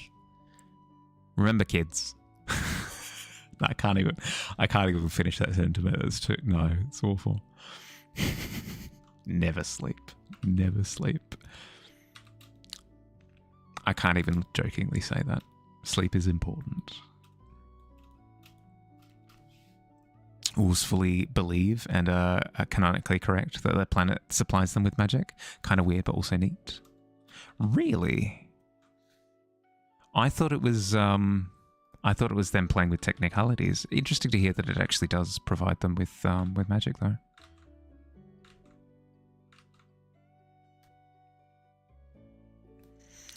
Reasoned in a way. Definitely a vast difference between the gentle scrapings of the warp that the Space Wolf shamans did compared to the Balls team delving the Thousand Suns were up to. No, that's fair. Not to say not to say that the Space Wolves were on par with the Thousand Suns in terms of their tempering, but it was like a little bit of hypocrisy. A little bit of hypocrisy. Be like, magic is bad, except when we do magic, it's like different magic, so it's fine.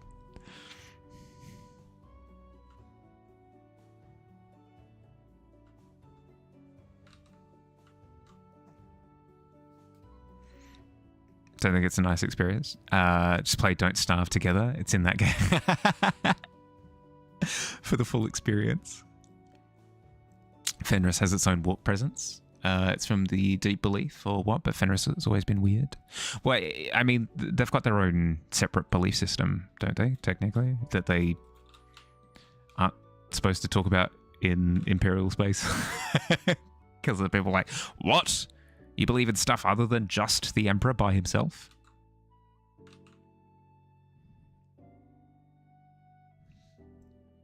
But yeah, that's fascinating. As I said the other day, like I've got general knowledge on the 40k universe, but specifics like this I'm less acquainted with.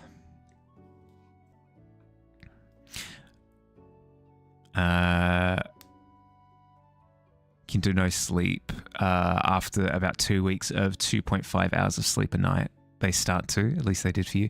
Oh no. Yeah, generally recommended that to sleep ahead of that,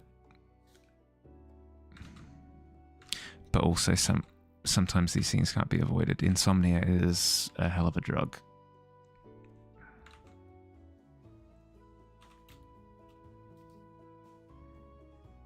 It's kind of like the difference between magic of necessity or sparing versus whimsical willy-nilly utilization. It's like astropaths versus Archean newspaper. Yeah, okay, fair. Follows Imperial Creed. It's just like barely... so like with most factions in the 40k universe, it's like, well, technically following the rules if you don't think about it. Started with wolves. Yeah, fair.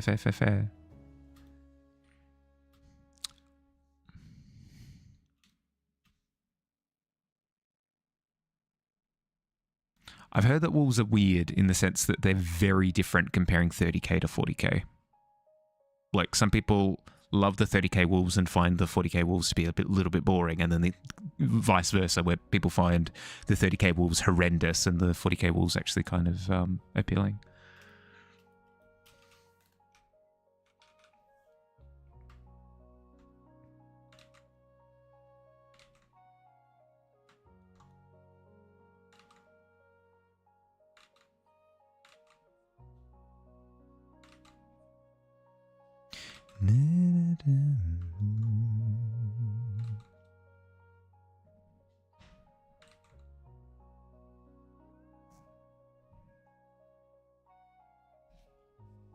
Melatonin is great. Yeah, melatonin recommended for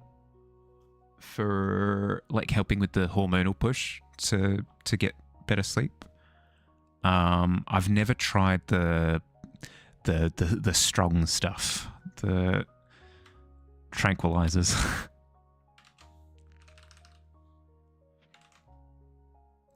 Much about 30k stuff. Wolves get to be a touch and a half too special.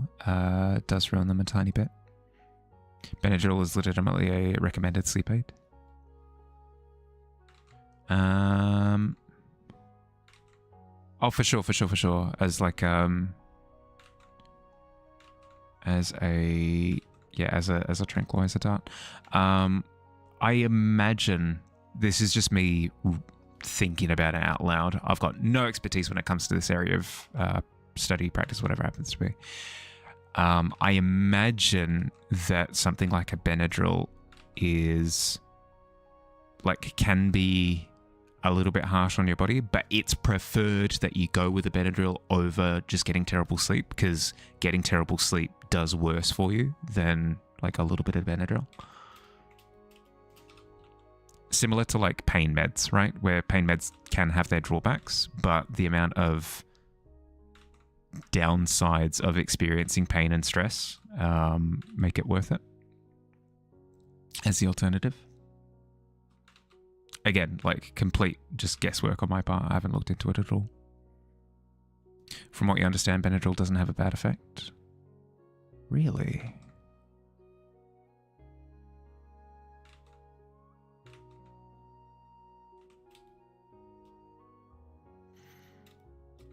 In terms of like harsh outcomes, yeah, fair. Well, I imagine it has like, oh, you might feel like a little bit of dizziness or whatever it happens to be, because all medications tend to have potential side effects. But yeah, in terms of harsh outcomes, interesting. But you do go now, probably. Sleep well, bud. Sleep well. Rest up. Actually get the alarm. Not always. Or you actually set the alarm, but not always. The best piece of advice that I've heard for sleep hygiene is set your alarm for what time you want to wake up. This inherently sounds a little bit stupid, but hear me out. Always set your alarm for what time you want to wake up, regardless of what time you get to sleep, regardless of how much sleep you're actually going to get. Set a line in the sand. Be like, okay, I'm going to wake up at 8 a.m. I know I'm falling asleep at 6. I'll only get 2 hours of sleep, but I'm waking up at 8 a.m. I'm setting like a million alarms at 8 a.m. and I'm making sure that I get out of bed at that point. Because what it does is it forces your body into a rhythm. Even if your body really doesn't want to dance to the jig, it doesn't matter if you're setting the alarms consistently enough. It forces your body to start getting tired at the correct times. Obviously, this doesn't work if you've got like medical interference, if you have sleep apnea, if you've got insomnia, if you've got whatever it happens to be, that can obviously interfere. But just like generalized sleep advice, it's the best piece of advice that I've heard. It tends to work for me, at least. Having a ritual to go to sleep helps a lot. Personally, do guided meditation or listen to ASMR in bed for about 30 minutes just before going to sleep. Did not work because your blinds are stuck open. Oh no. Guided meditation definitely helps. It definitely does. Obviously, it'll depend on your disposition. But I tend to find also being a little bit strict with yourself also helps a lot. So putting steps in order. So I plan on getting to sleep at around midnight. So at 11 p.m, I'm setting my alarms, I'm putting on music or whatever it happens to be, and then I'm setting my phone out of reach. So I have to physically get up to go and get it. And then engaging with tasks that I know will tire me out, that don't engage with the traditional screen. So like reading, I haven't gotten into the habit of crocheting before bed, but I'd imagine that it has a similar effect if I were to get good enough at crocheting, to where it's just like meditative. It's something that is repetitive. It kind of tires you out a little bit, but there's no like screen keeping you awake. Just little things like that definitely help. Good for sleeping and waking a cat, unless it's a cat. I mean,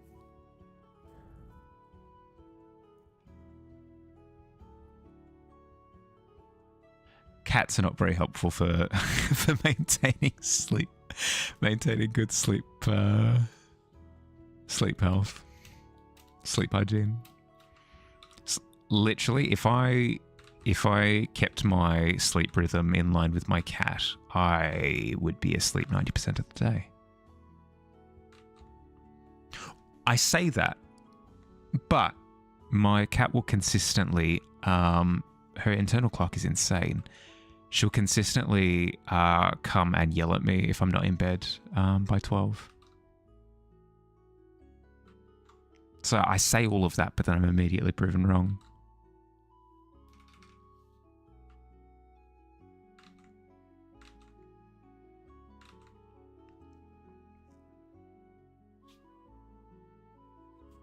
But they wake you up until you go to bed. That's what you mean? Yeah, that's fair. That's fair. So just employ a little cat to keep you in line. That's fair.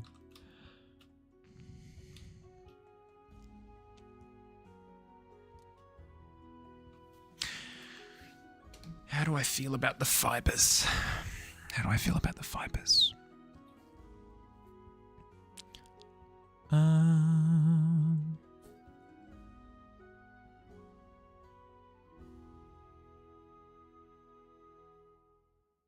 I don't hate them.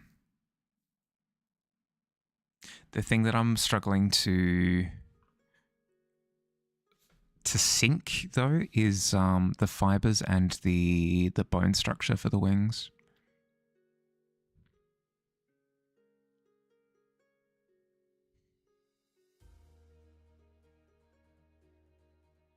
I almost want to go with like a simpler fiber design. Let's give that a go potentially. Let's give that a go.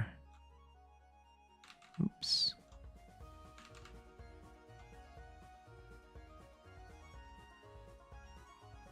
Hey, gone by the way, scoundrel. How's your week been so far?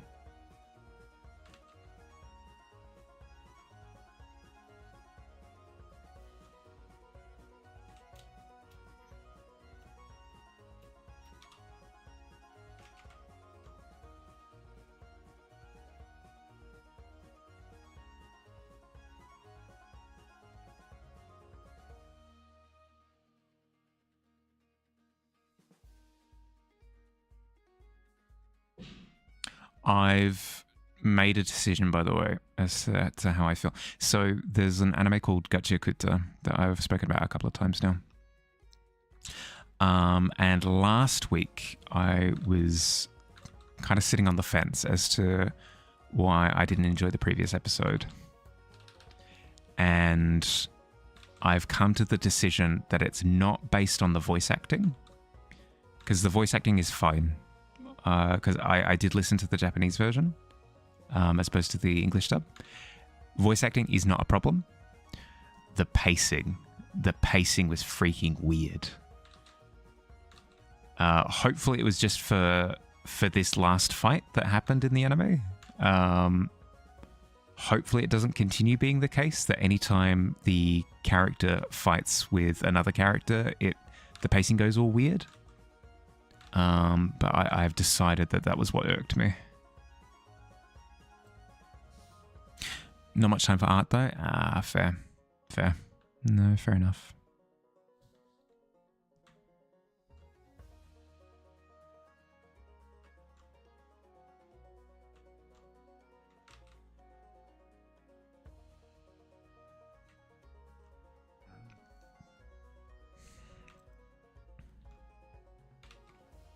Is there anything I can do to help? To help with like motivating time for art? Or is it very much so like a time logistics problem? You just don't have the time?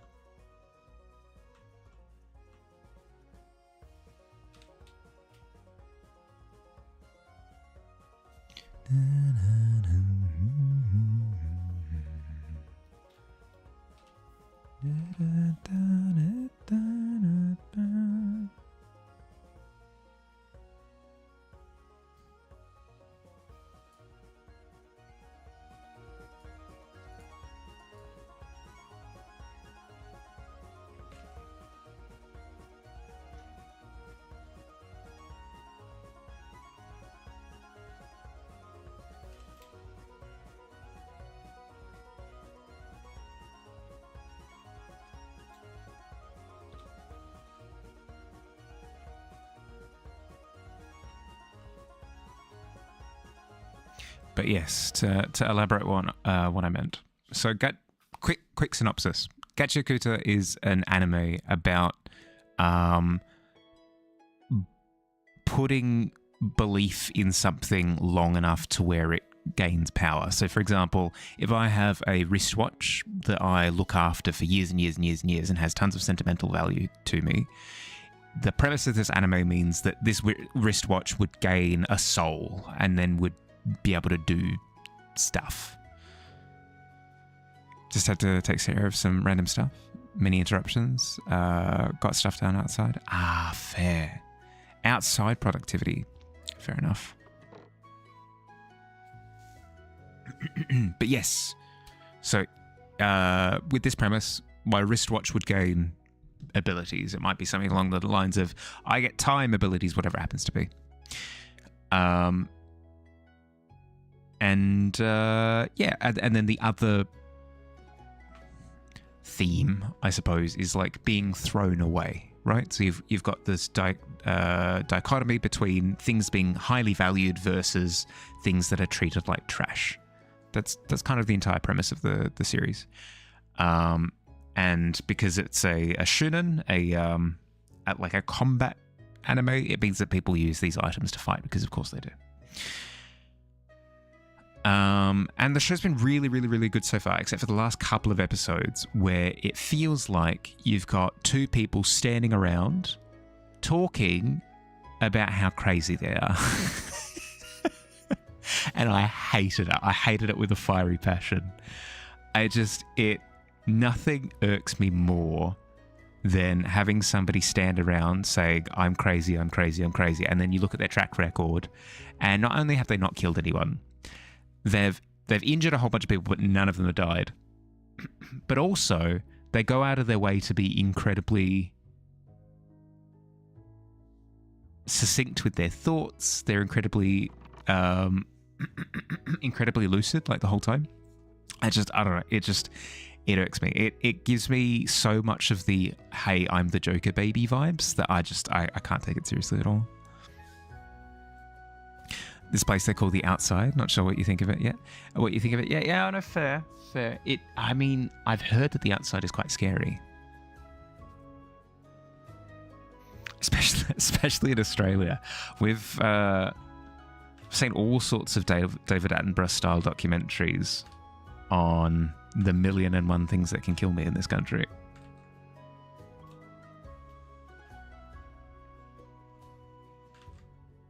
You've returned. Welcome. Welcome, welcome.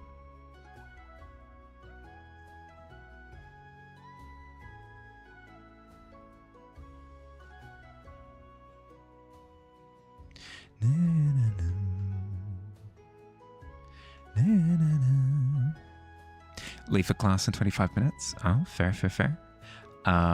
Does your class start in 25 minutes, or is the intention to be there a little bit early? Because you were saying that you prefer to be really early for things, right?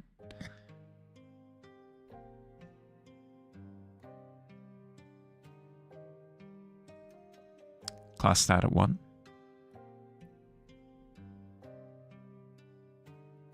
And what time is it now? 11:47. Right. Well and truly early. Yeah, fair. Yeah, good. It's a good trait to have. I procrastinate. I have the problem of overthinking everything that's going to happen as part of class. So I try to avoid it like the plague, and then I eventually have to go. So then I turn up either exactly at starting time or slightly late. All those famous deadly critters. Get hospitalized by something you never heard of. Yeah.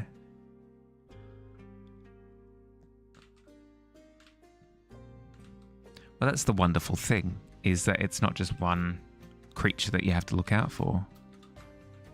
Snakes? Yeah, we got them. Scorpions? Yep. Poisonous frogs? Yeah, you know it. Jellyfish, sharks, kangaroos disemboweling you. It's the whole shebang, the whole 9 yards. Don't know if you should apply sunscreen right now though. Still pinkish. Could seep into your injuries. I would recommend looking it up. Just a quick Google search, like how sunscreen onto healing skin or something.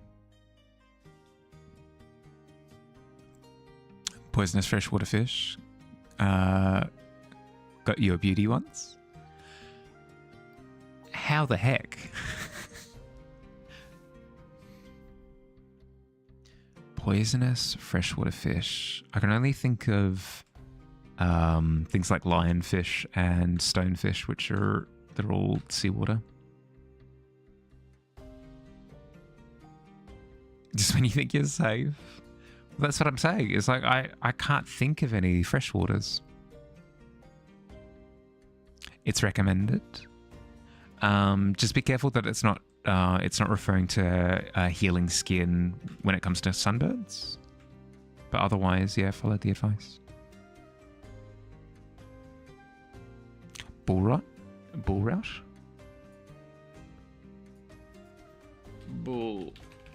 fish. Ah, look at this little guy. Check him out.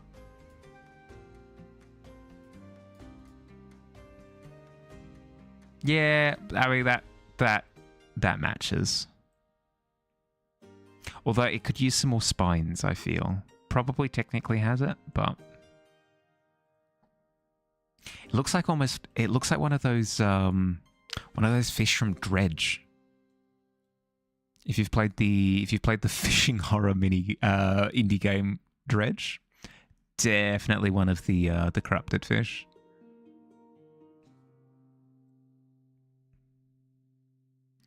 And reduce inflammation. Avoid the pinkish skin. Yeah, fair. And then just cover up. Make sure that it's covered. Average is all heck. The paint takes about 15 years to fade. Oh my goodness, what? How many years has it been?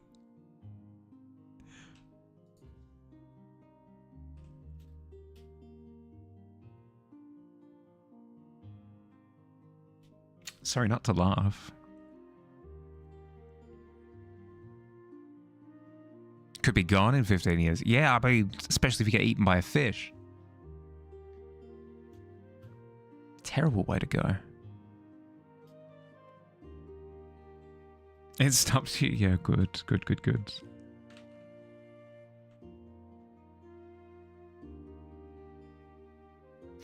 No, pretender, no.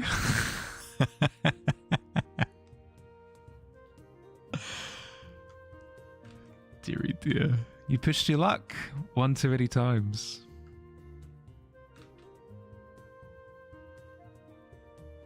Hey, there you go. Redemption.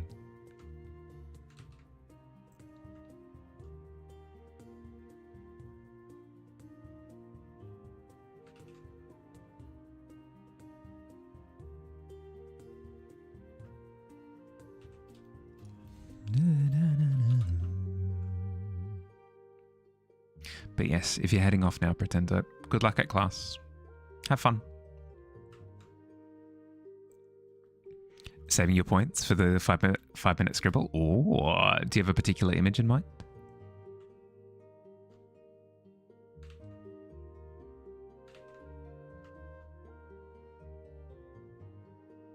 Ooh, cool. I'm keen to see what you asked for.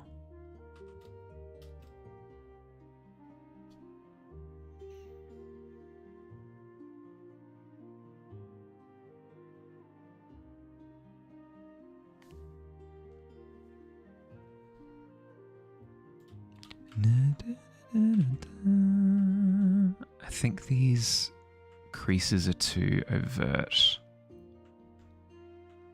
I'll try blending them in a little bit more so it feels more subsurface, because currently it feels like full-on crinkles, which is not really what I'm looking for.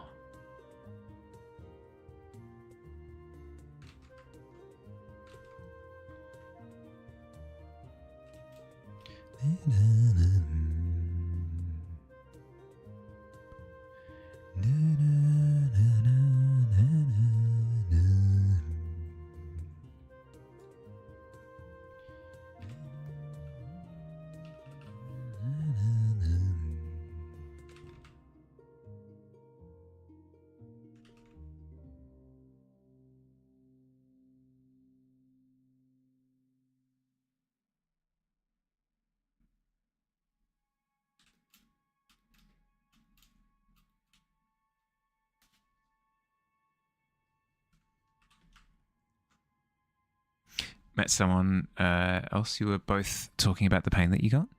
Not in the toe or finger, where you get stung in the arm or groin. It just hangs around. Bull routes keep clear of those invisible monsters. Is it a bite? Is it in one of like the fin spines or something? How does it sting you?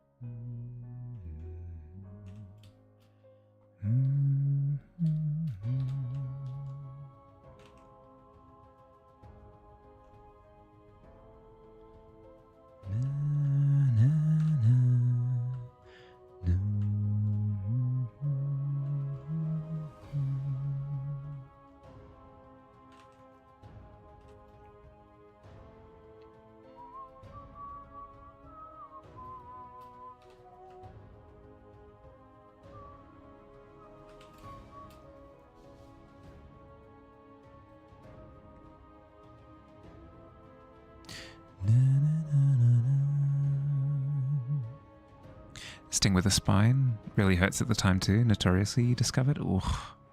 Ugh. No, thank you. I will keep clear of all fresh water from now on. I'll drink from my tap water with using a 10-foot pole.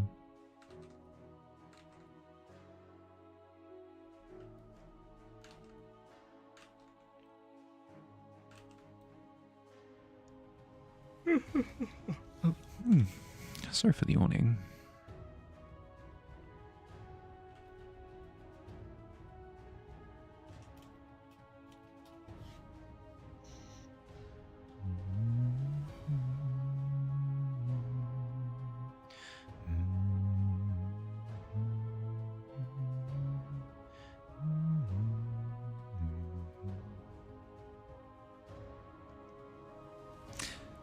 Technically,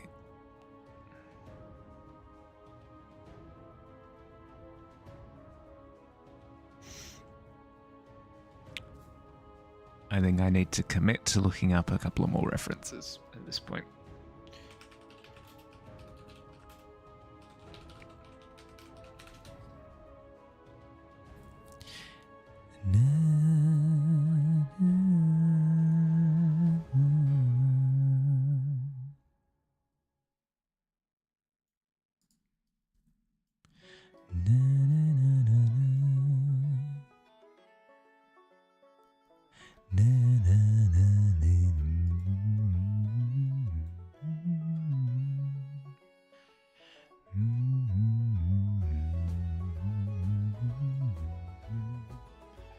Let's go with past.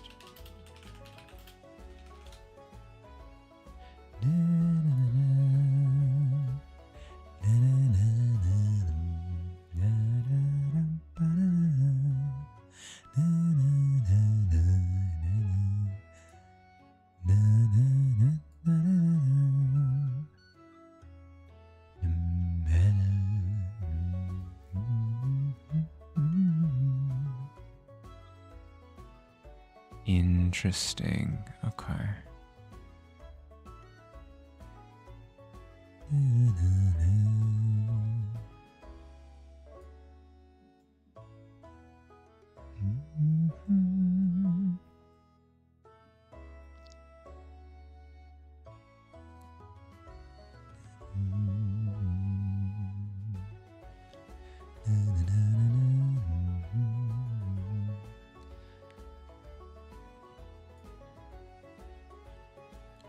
So I've grabbed a couple of images from some Hearthstone art. Specifically work by a guy named Mike Mishkin. That seems quite doable. The problem that I've got is that I would love to do fully transparent wings with it being like completely backlit, but I don't have that option with this composition that I've chosen. So I need to come up with different solutions.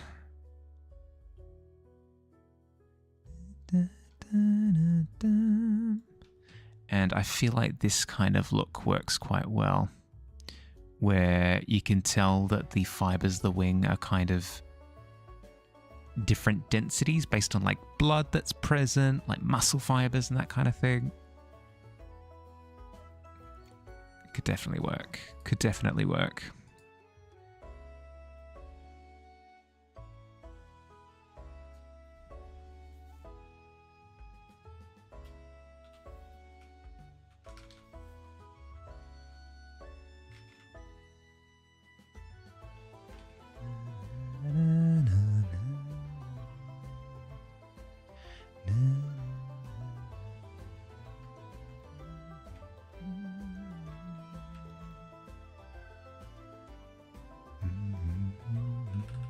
Whole day of work is gone. Not quite. It's okay. We're in the experimenting phase. It's always going to be the case. Unless you're talking about work that you've done that is now gone, in which case my condolences.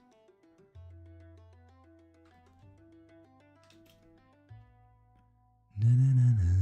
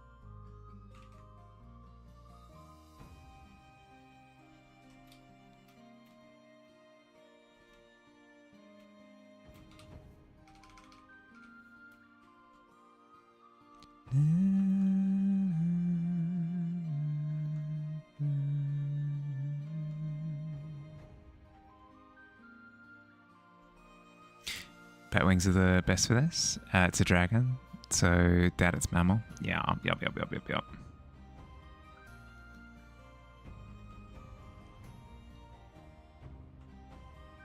It just, it didn't feel right. It didn't match the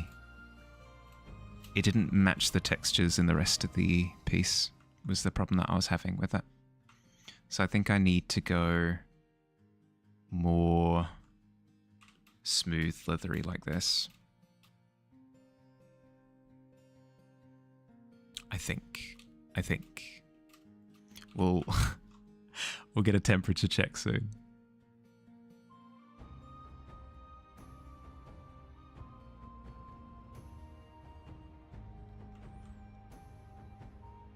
Just say you're dumb. It's like a public. Not at all, Ben. Not at all.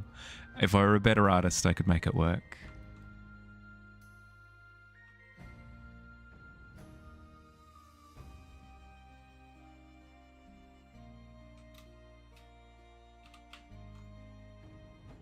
It's a me thing, not a you thing, I promise.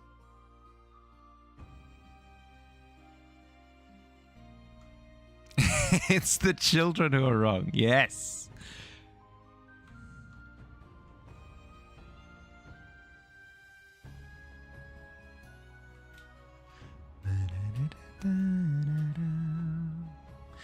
Like that's fitting the aesthetic a little bit better, in my opinion.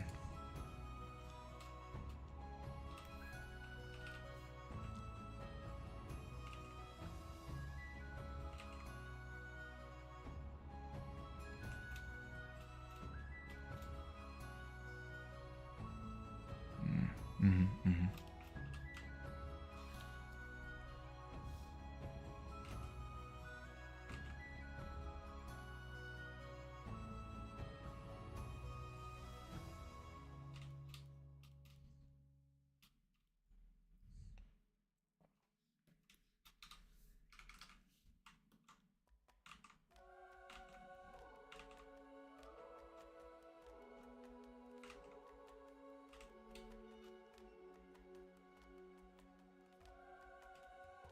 I'm a little miffed, by the way, that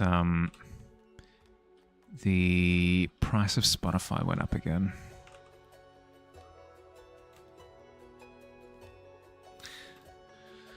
The reason why it irks me in particular is because I know that the reason why the price has gone up is for features that I don't use.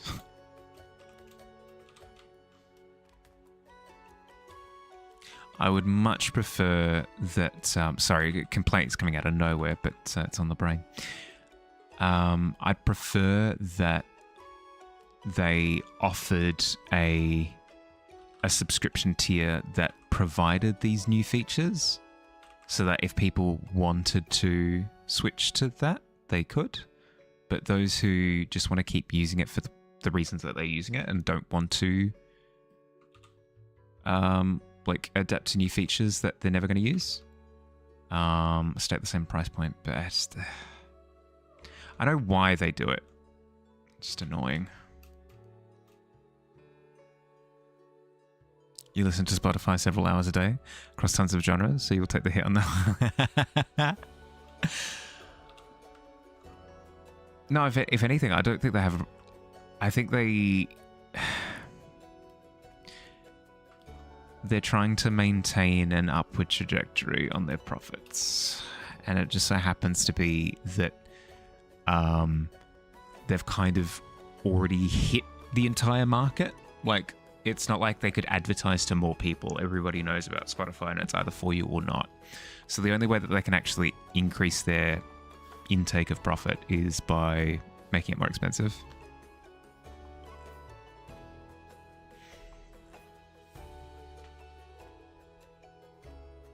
YouTube Music, all your playlists are always there, incredibly priced as well. Yeah, well, that's what I'm hoping, is that these changes will price people out. I have to use Spotify for stream integration. I'm hoping that enough casual Spotify users jump ship with the new updated price to where it burns them in the long run, but we'll see. Invest in these new features, forward the cost to people that use the platform. Can claim that they don't want these features all they want, but learn to love them, not be able to live without them. How will keep them from going to other platforms, kind of like how Chrome and Windows like to add tons of features people want to disable and not allow them to be turned off. Yeah. And I get the idea, like, innovating on the product is nice, because otherwise you end up with quite a bit of feature stagnation. Like, oh, YouTube just kind of lives in the past where you don't have good recommendations, it's really difficult to find people, whatever it happens to be. It's good that these services update, like it is. But I wish that if it's a paid for thing, that you can keep the thing that you've paid for and not have to pay more for things that you're not going to use unless you want to switch to them. I'm all for product innovation. Absolutely. I wish that it was an opt-in rather than a cannibalizing of their own client base. Shuffling AI slop, yeah. Don't have to pay royalties. Even increased price, yeah. That's what annoys me is like they're not features that I find appealing. If they were appealing features, I would happily pay the price. But because I don't want those features, it's both I don't want them and now I have to pay more.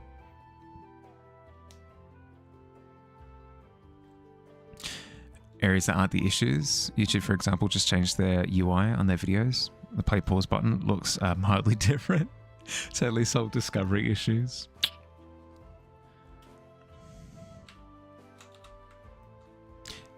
Just need more competition. We need more competition. That way we have options. Which is where like the YouTube music thing is nice, because it means that you can jump ship to there if Spotify's being dodgy.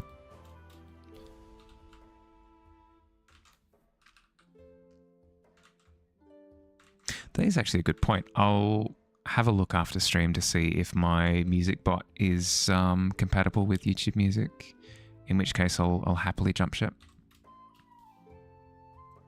Always for the worst. Then you have to search for add-ons to change it back. Have so many of them now. Yeah.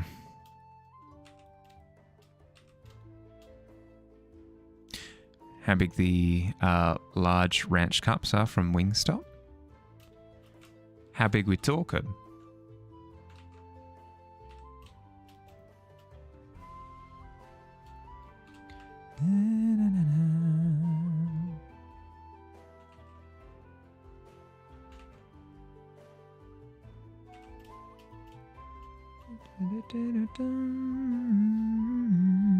Four to 6 ounces. Okay, let's convert that to milliliters, shall we?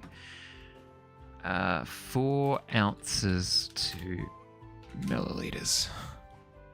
118 milliliters. What?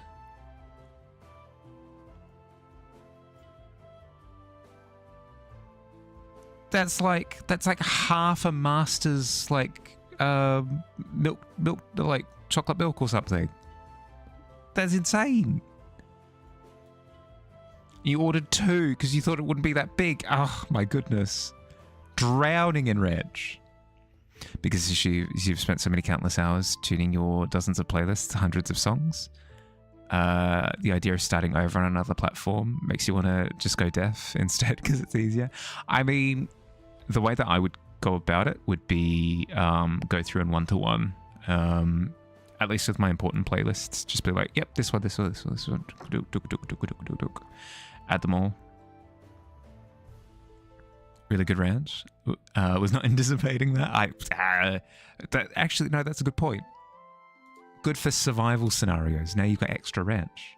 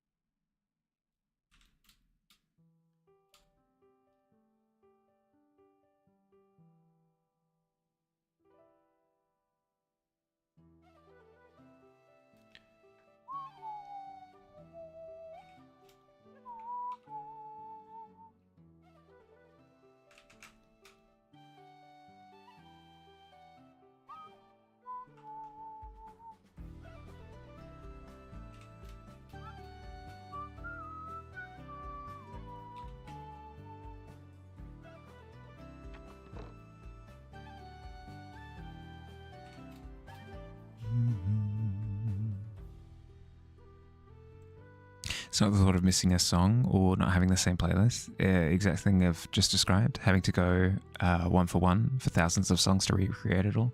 Yeah. I don't know. Maybe I'm weird. Okay, that's not a maybe. That's not a maybe thing. I am weird.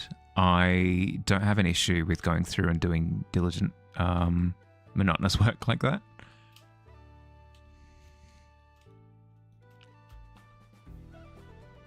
If it were a case of I'd need to go through and rediscover those thousands of songs, now we're talking. Now we've hit a roadblock, an insurmountable hump. But if it's just a case of going through and just putting in like a couple of hours of just typing things in and selecting things, I'll happily do the work.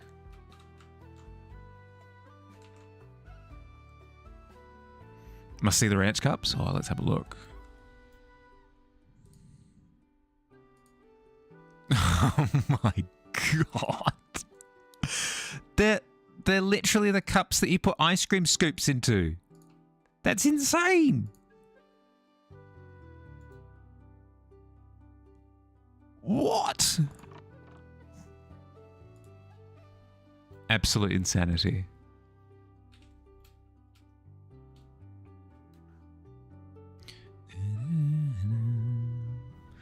Okay. Feeling anxious about the piece again. Feeling anxious, so therefore, what's the solution? What's the solution for feeling anxious about the piece? Look at the glow stick. Ah, yes. Ah, zen. Okay, no, we're cool. We're cool. We're good. At least it doesn't look like this anymore. Oh, that's so much better. Oh my god, it heals the soul. Whoop. Oh, it's so good. Okay, I don't feel as bad about it anymore. Okay, all right.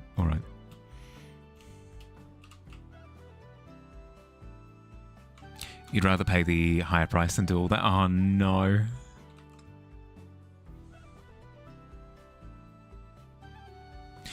As I said, like it all depends. If my music bot is compatible with it, buckle up.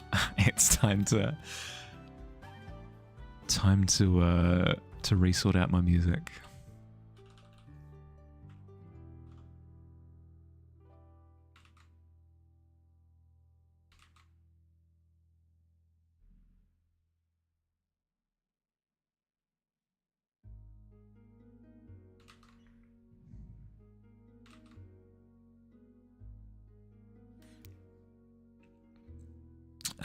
You subscribe here with Prime to give me the $2.50. Enjoy the time sync of switching. Thank you.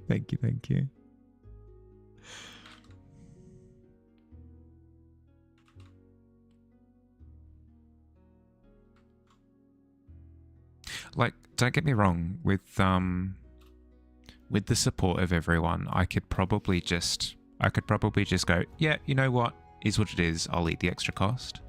It's not a money problem. It's more of an issue with the mentality of we can just up the price and people will just stick with us.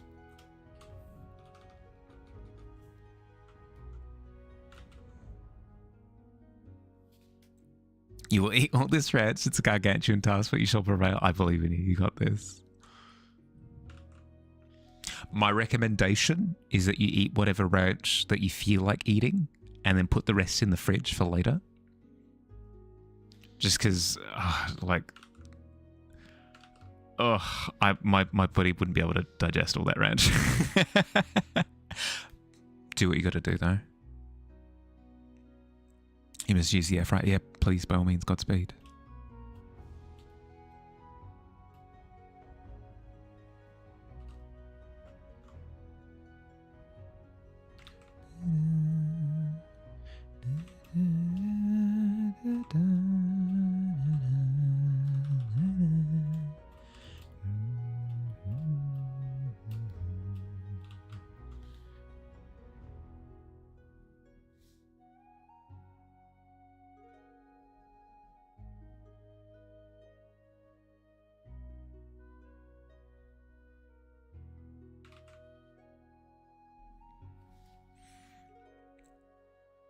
You always try to locally host as much of your stuff as possible. It's not regular files on your computer. You don't own it. Yeah. Yeah, that's fair. The problem is that I try to avoid jumping aboard the pirate ship as much as I possibly can.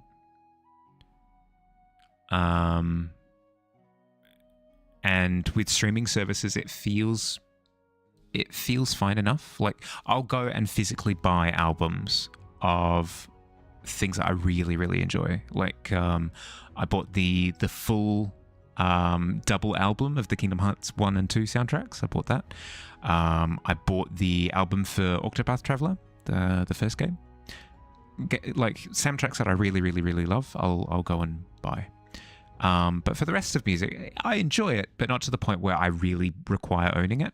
So streaming services like enough of a chill price for how much I'm using it. So I'm fine to make make sense of the expense. The problem is, as I said, as soon as they start including features that are not what I didn't get Spotify for the AI DJ. I didn't get Spotify for the music recommendations. I got Spotify as a way of streaming music that I like. And the fact that I'm being charged for all of these features, that it's not that I have no interest in learning and acclimatizing to. I just don't have that need in my life. It's not solving a problem for me. And being charged tooth and nail it feels weird and gross.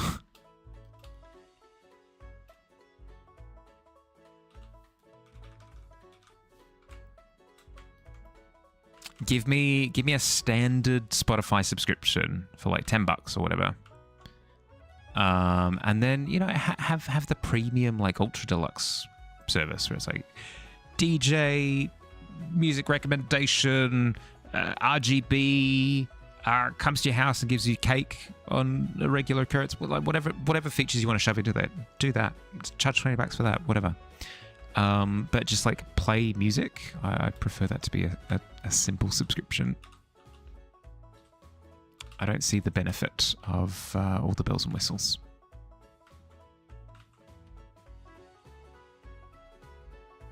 For my needs, at least.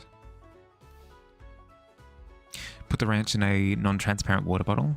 Put water in it, and an identical one. Label neither bottle.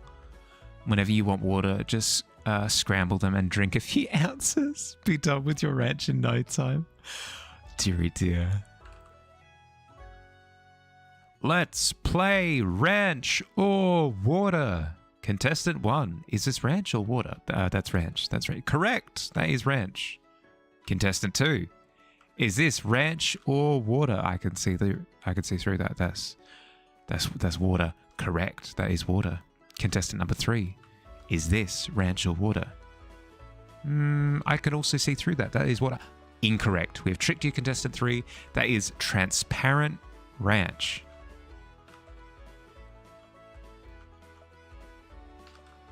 Tricky. These game shows get tricky.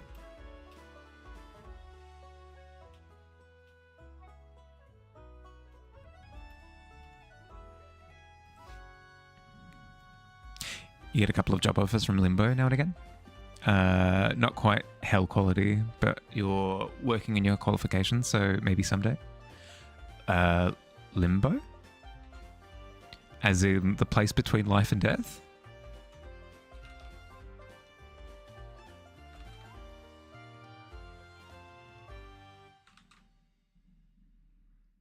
One and the same. Yeah, okay.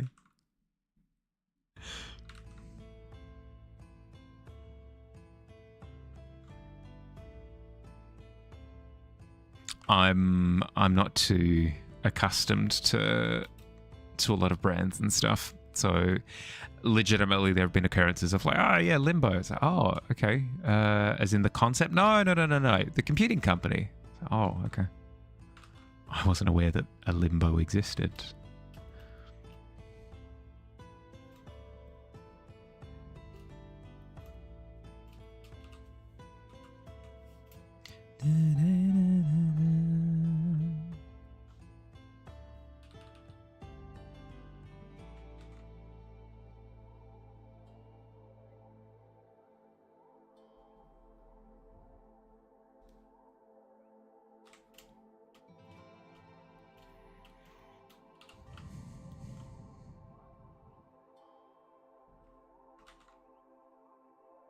You just put some tater tots in the air fryer. Nice.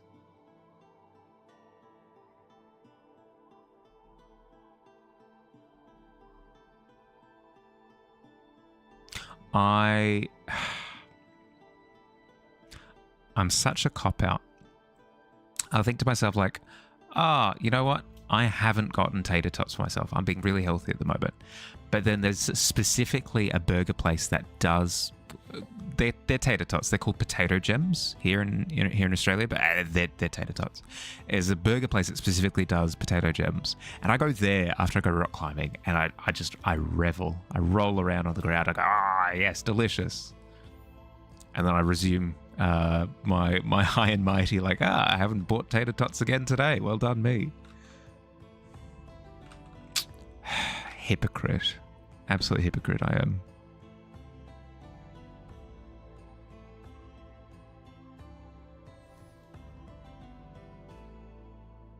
Don't think you have to go through it that fast. At least you hope not. Ranch probably keeps for a while. I'd imagine at least 5 days to a week. If it's fresh ranch. Just finish your annual cleaning of your air fryer. Oh, no. For extra flavour.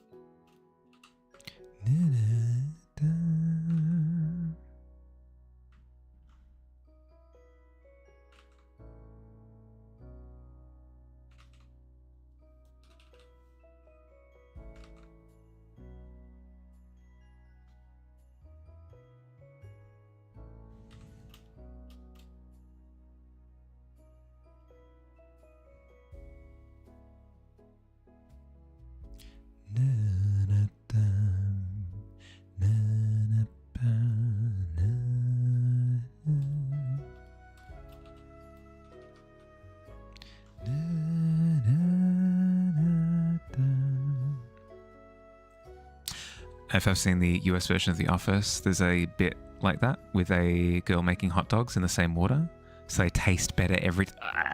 no? That's freaking disgusting. Ugh.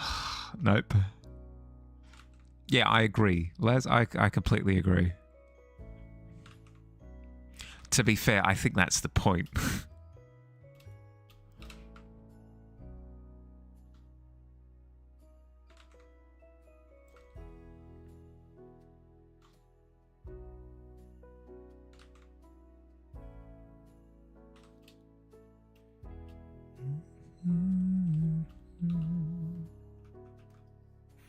Just pop in the microwave.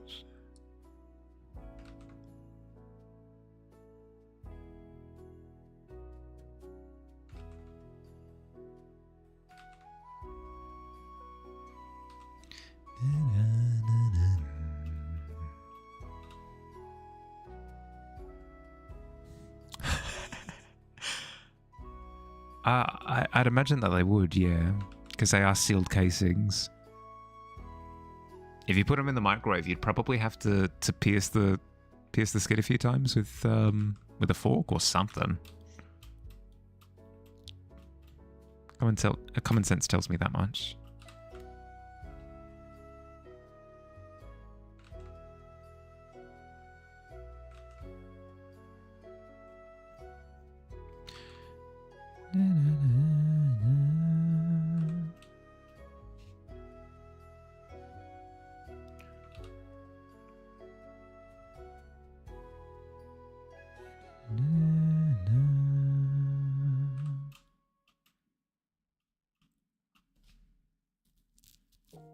Someone who uses the microwave, someone that microwaves turkey dogs regularly, can just find the right amount of time to put them in and wrap them in a paper towel. Really?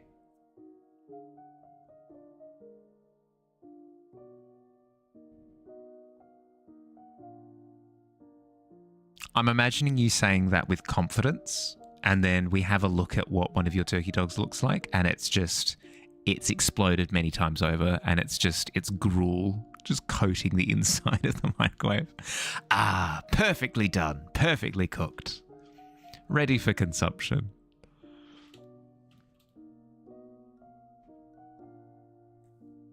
You so excited for Silksong? I'm excited by the idea of Silksong. The problem that I have is that I've yet to finish the first Hollow Knight. Turkey dogs are probably different than typical hot dogs, though. Can't speak to the normal ones. I mean, the big difference would be how they're sealed, right? If they're sealed in the same way, then I can't imagine that they behave differently in a microwave. Unless, like, the water level, like, the degree of moisture is different or something? I don't know.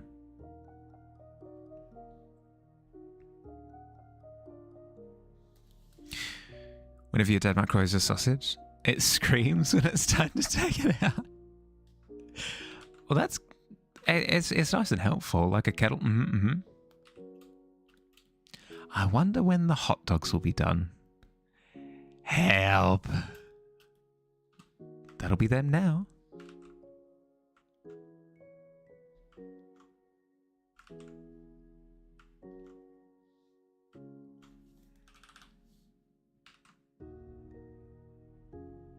Like a Mayan death whistle.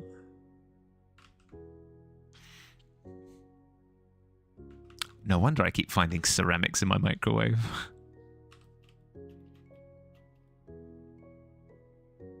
They're being smuggled in.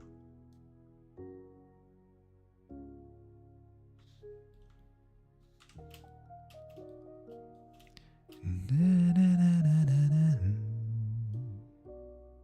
13's not bad. Hey, go on, bud. Na, na, na, na, na, na. Oh, no, Minnow. No. No. Absolute tragedy. Tragic.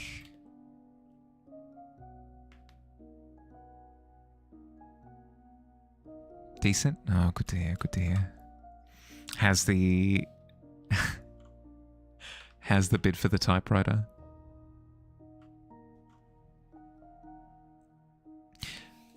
Even need to finish Hollow Knight to understand Silksong? Seems entirely separate. Oh, it wouldn't be a case of understanding. It's more I own Hollow Knight, so I can't rationalize buying Silksong if it's going to be a similar game, but I'd have equally a new experience if I just finished Hollow Knight. Does that make sense?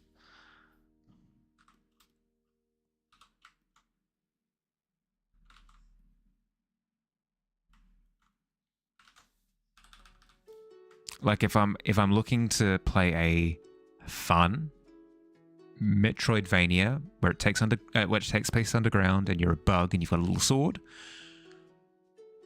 would I buy a new game or would I play the game that I already own that I haven't finished, that is still new? Like it could have come out yesterday. Hollow Knight could have come out yesterday and it would still be new in the same way for me. Hi Maze, how you going? I need to drill it into my bones because otherwise I make purchases that I don't play. Like I've got so many games that I need to finish. I need to finish Ori and the Blind Forest because I got the special edition thing where it came with both Blind Forest and Will o' the Wisps. I need to finish those. I need to play Octopath Traveler 2 that I own that I haven't played yet. Octopath Traveler 1 is my favorite game of all time. I haven't even played the sequel yet. But yes, once I've finished Hollow Knight, the first one, then I'd potentially be interested to play Silksong because, you know, if I really enjoy Hollow Knight, why not play the sequel? So yes, it's difficult to get excited about it just because I've got like that roadblock in the way. Trying to ground out things. Got 3 main things to finish before August ends. Oh, good luck, good luck. Yeah, I've got I've got this one that I need to finish before the end of August. So I definitely Definitely empathize. Tomorrow's going to be my big month because I've got a couple of commissions I need to do before the end of September. And I've also got a costume that I want to put together for PAX this year. And I need to get that done in the month of September as well. So things are going to be a little bit full on.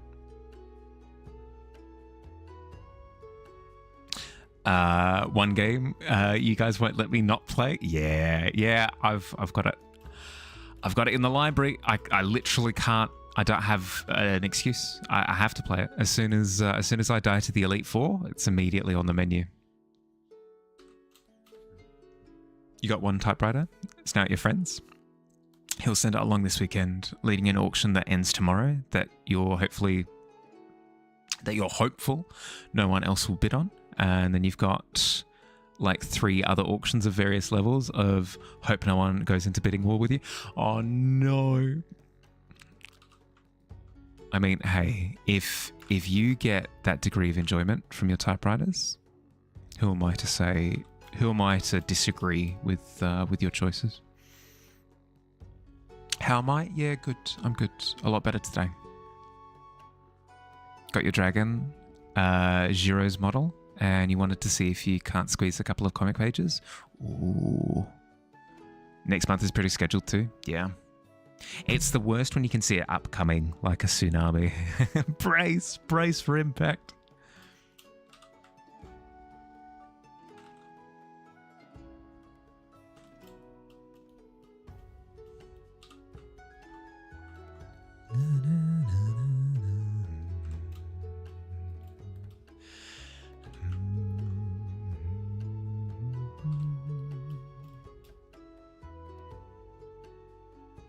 That feels good. Let's keep doing that. Integrate the bones into the wings a little bit more.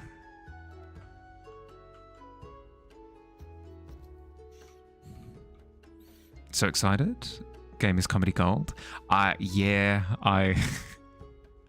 ready for the cringe. It's gonna be interesting.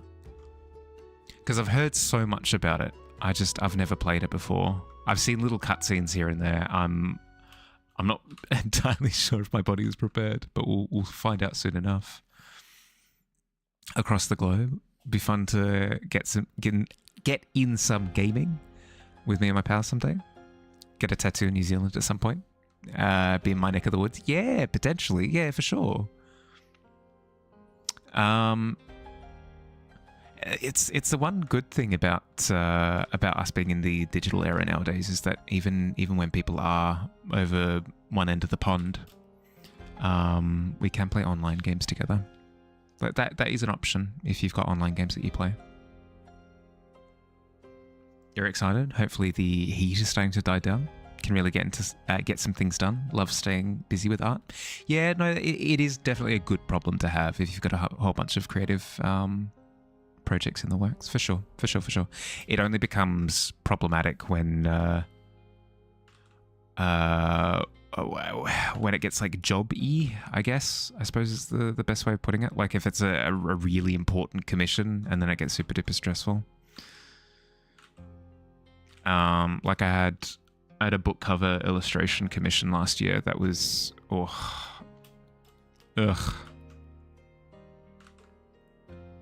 blood pressure through the roof.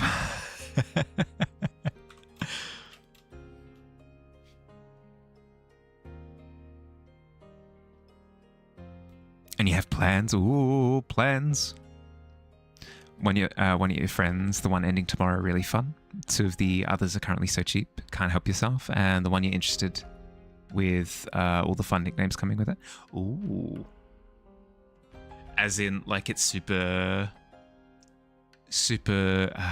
character filled. Like it's super unique, has a whole bunch of aspects to it that are... Explain why they're fun nicknames coming with a particular typewriter. Tried playing Diablo 2 Resurrected with a mixed Aussie New Zealand group before. Latency is brutal. I've been playing Sea of Thieves with with somebody in New Zealand, and Maze and Giro, I believe, are North America. And the latency hasn't been too bad. Hasn't been too bad at all. But then again, that's fundamentally a game that doesn't really, latency doesn't really matter that much. I can imagine with something like a Diablo 2, where you're actively trying to avoid AoEs and stuff, that can get quite annoying. Comes with a bunch of ribbons in their original packets and such. Typewriter looks to be in good shape too. Ooh, okay, cool. West Coast NA? Yeah. That is an interesting point. Did you guys notice pretty hefty ping when we were playing? Worst games you've tried for high latency was Rocket League? It's impossible. Yeah. Yeah, like a rocket. Yeah, anything competitive. Anything competitive and you're running into problems.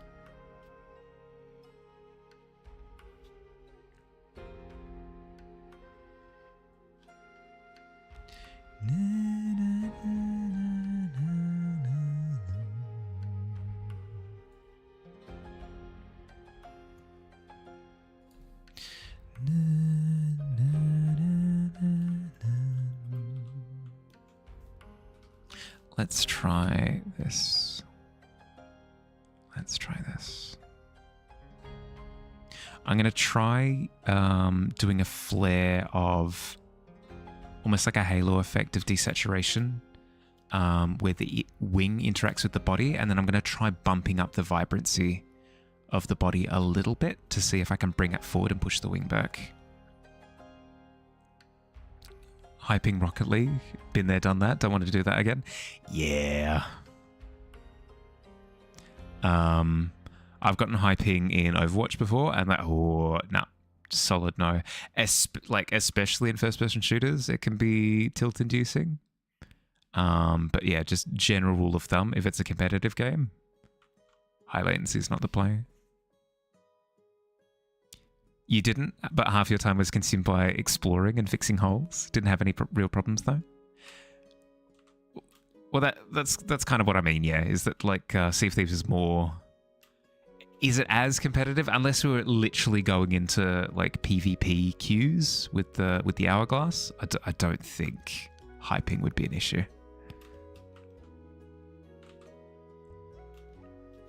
Less the competitive aspect and more the gameplay pace makes it more noticeable. Yeah, that's fair as well. Especially, I'd imagine that with Rocket League, there'd be quite a bit of rubber banding.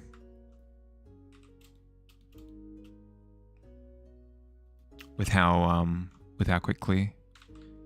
That and hit registration. Hit registration with the ball and other cars and stuff would also be incredibly infuriating, I'd imagine as well. Rubber banding throws you off so much. Yeah. Yep. Especially in a momentum-based game? Oh, yeah, no thank you. No thank you.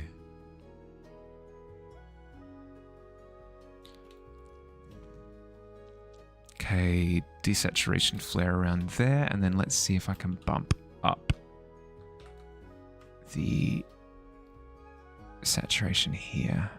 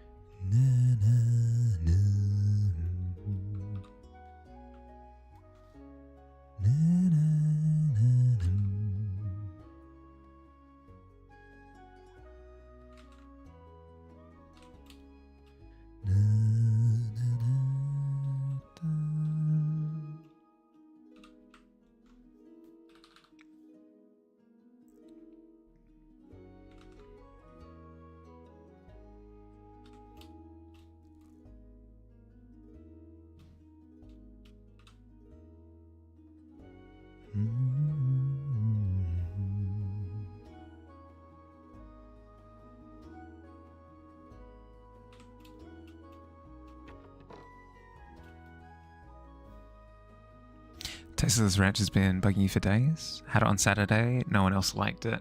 Thought it tastes like a mixture of ranch and tartare sauce, so you liked it. Bugging you in what way then?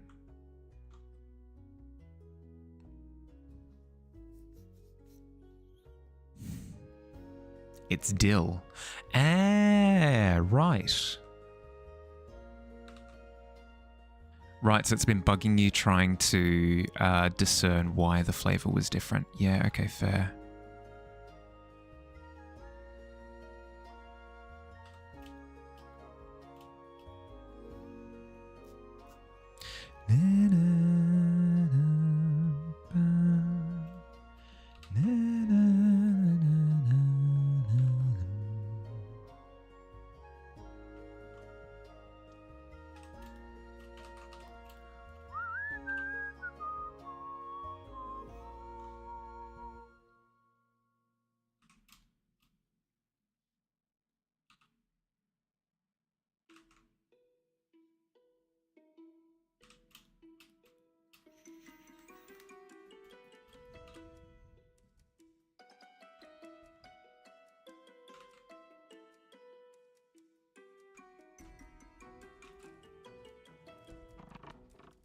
Welcome back.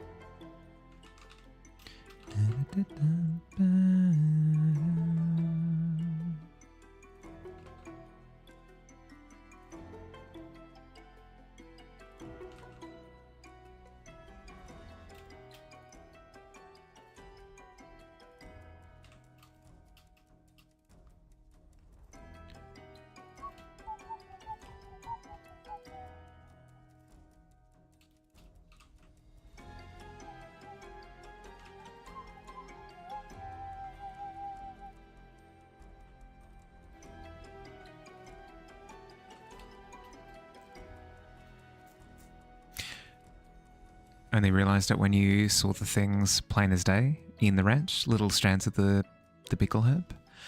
Yeah, okay, there you go, boom.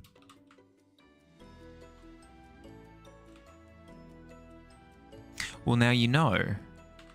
In theory, if you wanted to recreate the flavour, if you have a good old fashioned ranch, you know, it just doesn't quite hit the same. You can chuck in a little bit of dill.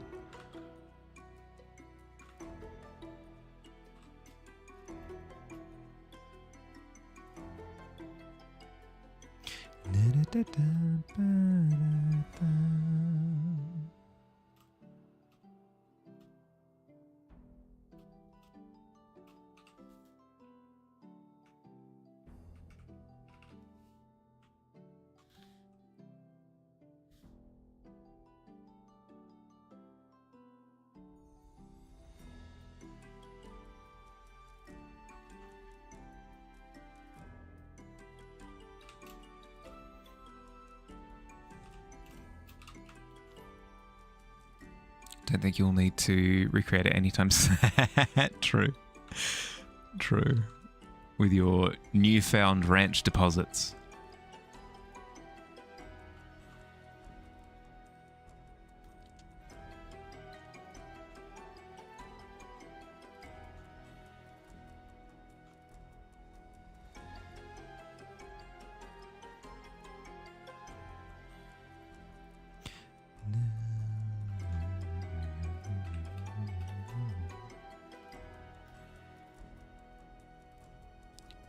The grey through the wing there works. I can apply it there as well. And then what? Sky render? Yeah, sky render.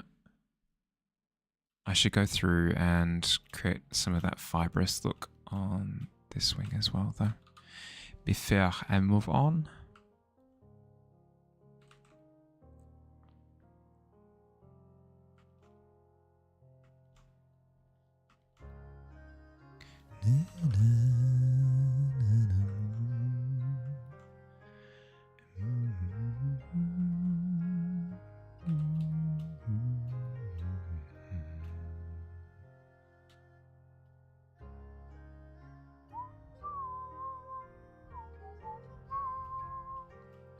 Oh, I do want to try something. I want to try giving the webbing of the wing a little bit of a scaly feel on the exterior, but then keep it leathery on the interior. So let's give it a go, see how I feel about it, and then I can always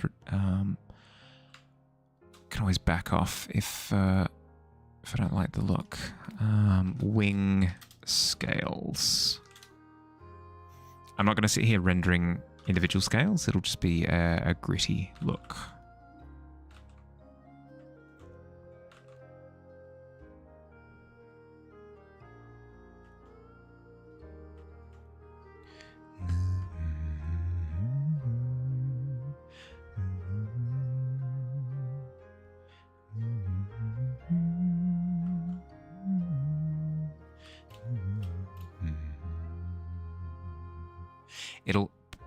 I think it'll have the added benefit of helping you to differentiate between this side of the wing and this interior of the wing, because currently they occupy the same spot a little bit too much.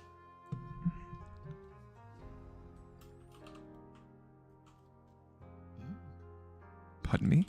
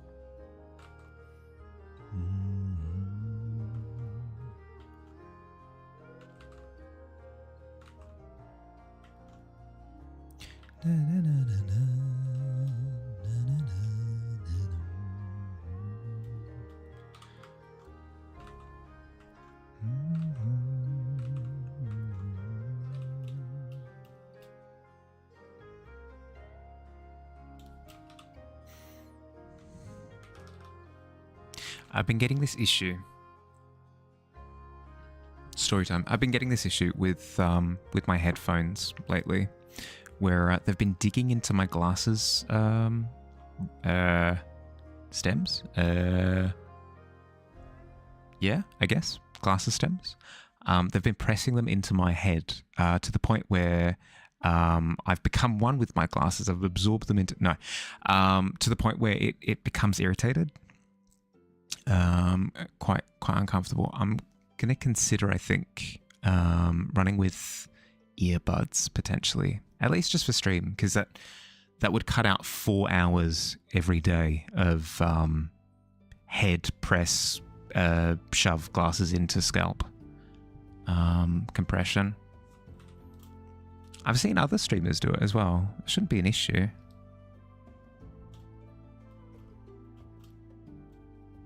Because what I lose a little bit of the music quality, a little bit, but then gain not becoming a cyborg. So that's good. I'll see if I can try it for next stream. I've got a set of earphones that come to mind for it as well. Should in theory work. I can give it a go after the stream now. See if they function.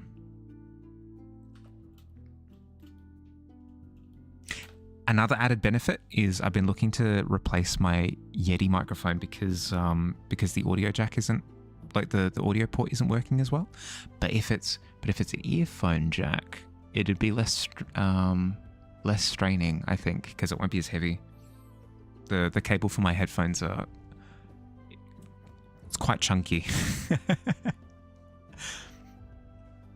It's not like I'm streaming to listen to music anyway. Yeah, that's fair. Excuse me. I absolutely stream to listen to music. But yes, no, you're entirely correct. Same issue. So hard to find headphones that don't press on your head. Don't even wear glasses. It's not a problem with the headband up the top. That I don't have an issue with. It's literally just the problem of, Or do you mean the same, where it presses into your head with the actual cups of the headphones, the ear mufflers?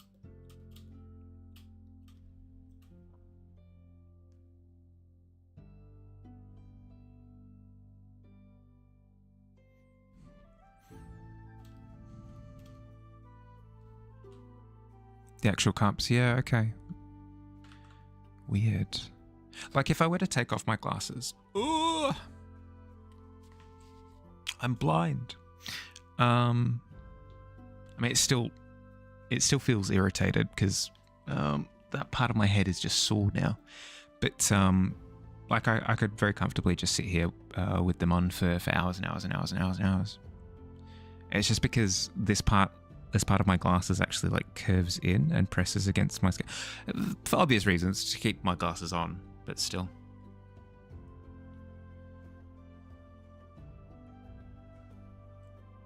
You have fancy headphones. They're actually good music quality, very comfortable for you, but you still use earbuds majority of the time because they're more convenient. Yeah.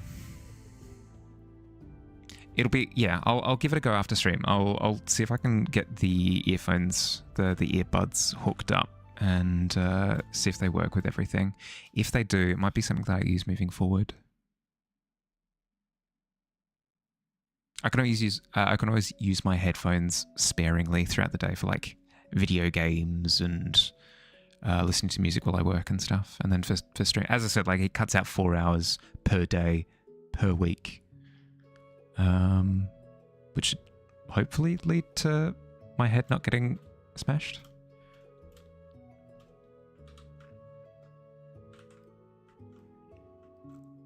Because it feels like, like scientific tweezers or whatever, you know, picking up specimens and stuff. It feels like my head's being gripped by tweezers. It's not a pleasant sensation, I will admit.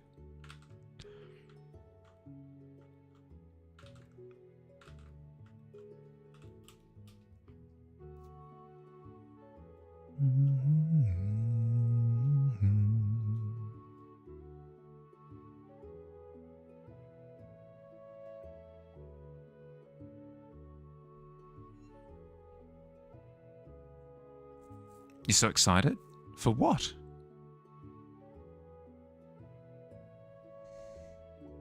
The problem that I'm having with this texture is that it still feels a little bit flat. It feels like this part of the canvas is just flat. So maybe I do need to add more detail. Maybe I do need to add more detail. It can't just be brushwork. What if I were to do something like this? What would happen? Would I get arrested by the detail police? Potentially. Does that solve the problem?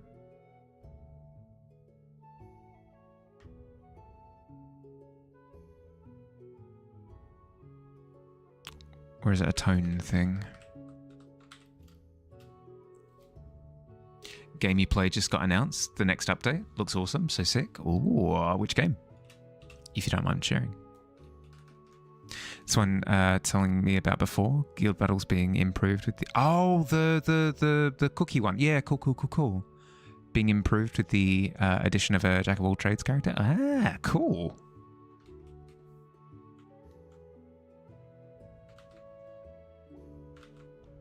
Yeah, nice. I'm excited for you.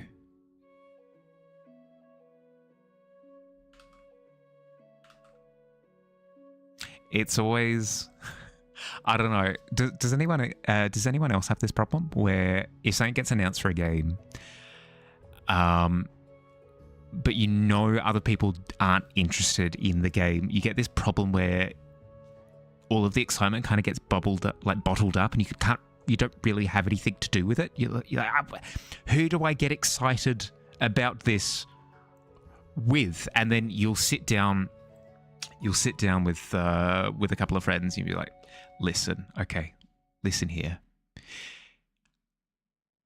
I know that you're not going to be interested in this game, but just pretend that you are for a second.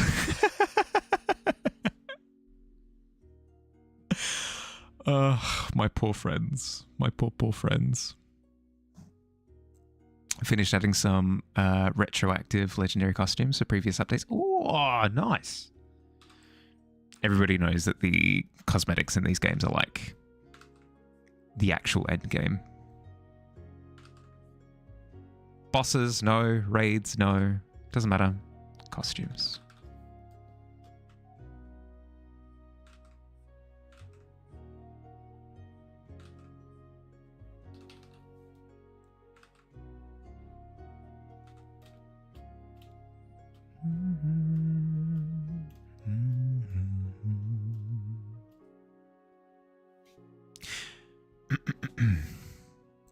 Five good guys and 5 corresponding bad guys. Each duo gets 2 updates. One for the bad guys, next for the good guys, new form. Right, okay, so it goes back and forth so that if you're invested in the bad guys, you get bad guy stuff consistently. If you're invested in the good guys, you get good guy stuff consistently. Makes sense. Probably a good way of doing it.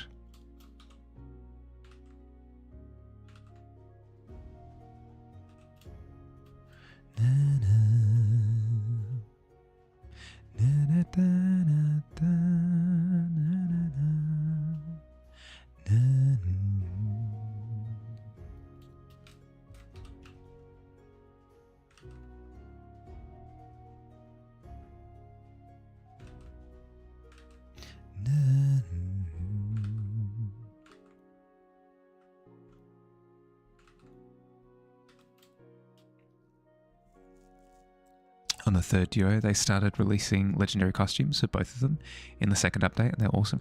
Ah, right. Okay, so it means that there were a couple of update cycles where legendary costumes weren't a thing, so those characters missed out. Right, I see. So they've gone back retrospectively and been like, here, because we didn't release legendary costumes for these ones, here are the legendary costumes that would have come out.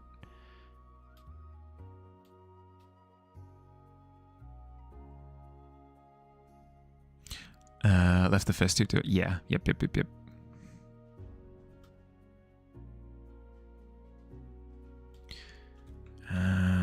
This looks wrong because the bones would be getting smaller because they will, like, the bones are big and then they get smaller as they head up towards that perch. So if I can try and emulate that.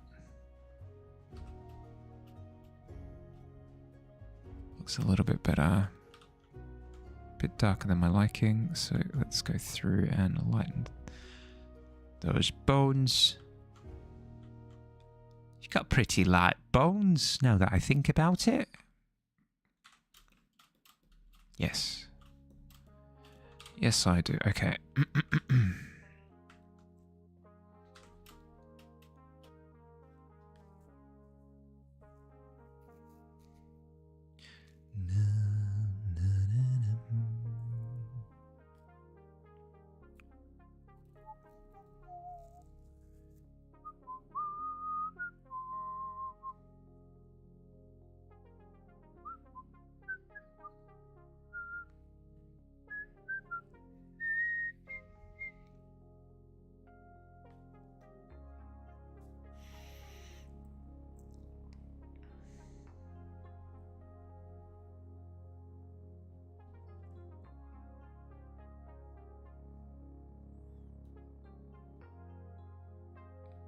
What do I need? What do I need? What do I need?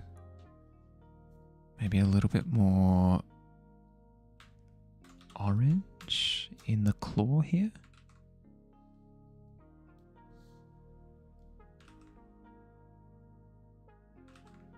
And then if I'm really struggling to think of anything to add, 1, I'm probably approaching finished with it. 2, I should probably start working on the sky and the lava more. Ooh.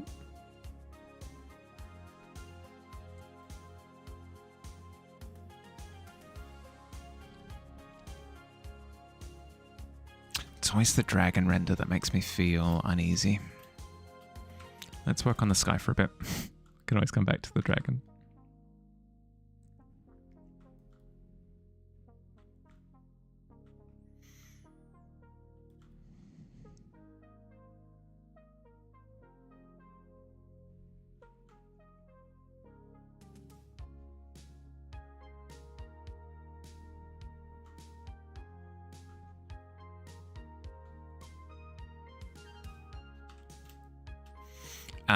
Let me clear a misconception, by the way, if this has ever been a misconception. If you've ever watched me doing stuff and thought like, oh, but Harley really knows what he's doing. It's a complete lie. It's a complete lie. I am always constantly drawing with fear in my heart.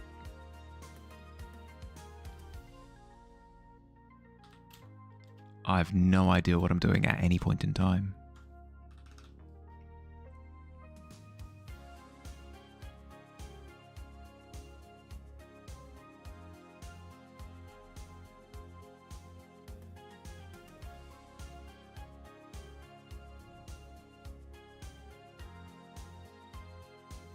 It makes me smile because I'll hear occasionally somebody say something along the lines of, I can't draw. I don't even know how to draw.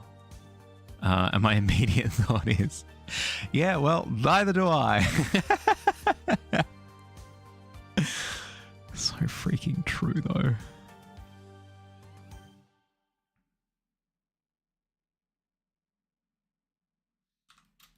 It's like, unironically, it is true.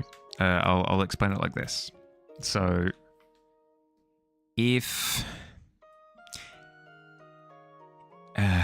we've got the graph, right, and you're starting down here, it's like, I have no idea how to get to here, and it's daunting because I don't know how to take this step to get up to this level.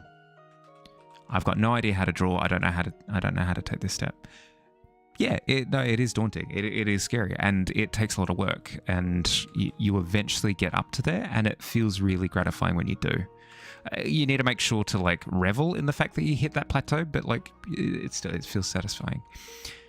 I am always feeling like this. I am always in this state down the very bottom. Why, you might ask? Because Harley, you know how to draw a stick figure. Surely you're at that point already. It's like, no, I have made that step before. I've overcome that hurdle. The problem I have though is I'm up here wherever it happens to be, and there is another step in front of me like this. It is equally terrifying to make that step as it is to make that step. Obviously, I've got a history behind me of having made like this step, whatever. But I still need to overcome this step. And I'll finish this drawing. I'll finish this illustration. I'll make this platform. I'll hit this plateau. I'll hit this point, but then I'll look ahead and there's another step. It will always be the case. This will always exist. The one thing I fear more than that single step in front of me at all times is looking ahead of me, say I'm up here, and not seeing a step at all. That would be the most terrifying thing. If I look ahead of me and there's no step to step up to, God, what do I do at that point? It will never be that if I look ahead of me and there's no step, it won't be because I've gotten to be the best at art. It'll be because I have no idea where the step is. It'll exist. It'll just be somewhere in the dark in the future, and I've got no idea where it is. That's the most terrifying. That's when you know that you've hit, like, I don't know, stagnation. Thankfully, I haven't hit that point yet. I'm not at that point yet. So I feel, I don't know, satisfied that I've at least got like a steady plodding journey ahead of me. But my goodness, are those steps still terrifying. Found the art for all the Duos costumes released at the moment. Put them in general. Ooh, yes please. I'll go for a little bit longer with the clouds and then I'll take a break and have a look.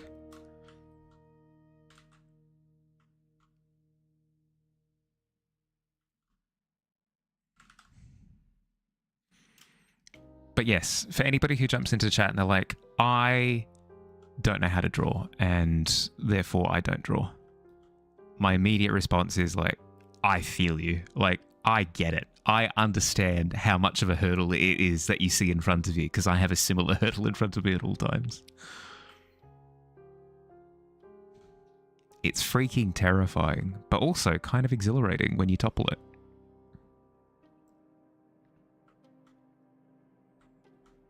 I suppose it's why the dragon comparison is so effective for me, because I can see where I was at the bottom of a hurdle with this bit, and then I can literally see where I've stepped up.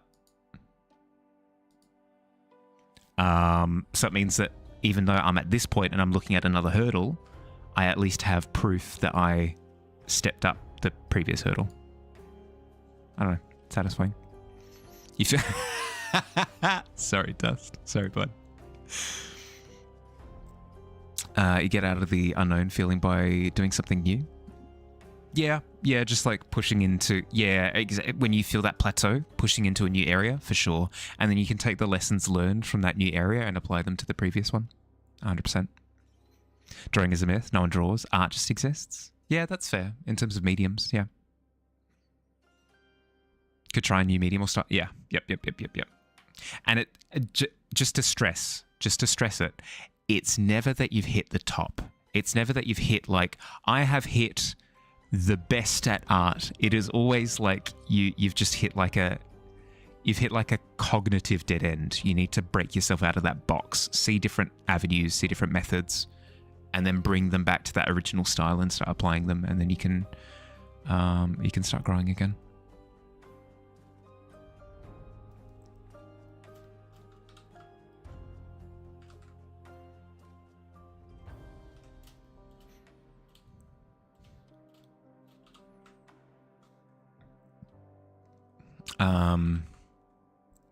As opposed to styles, the thing that keeps it fresh for me is subject matter. I'm probably not describing anything novel, and I'm probably not describing something too surprising given my my previous body of work. But everything that I do is always completely different from the previous thing that I've done. I never cover two subject matters too closely.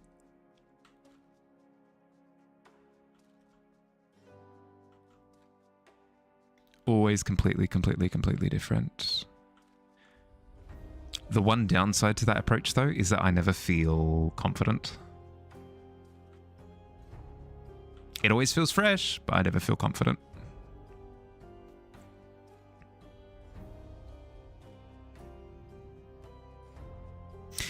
Tried that, but you're still 5 foot.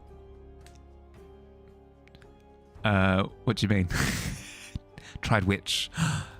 Did I? Oh no. I dropped the conversational ball. My apologies.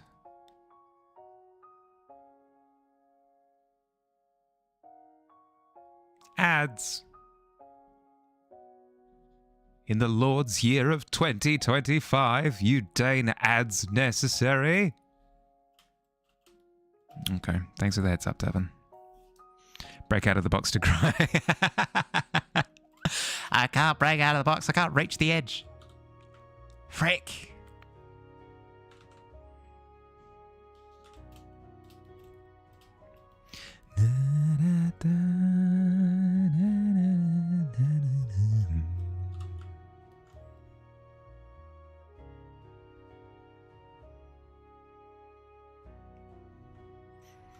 The one thing that I feel semi-confident about, because I lie, because I'm a liar. The one thing that I feel semi-confident about is clouds. But even then, there are some cloud formations that I do not have any familiarity with. Like little wispies. Oh, I'm awful at little wispy clouds. Always have to do the big, fluffy, dramatic ones. Streaky clouds as well, I'm awful with.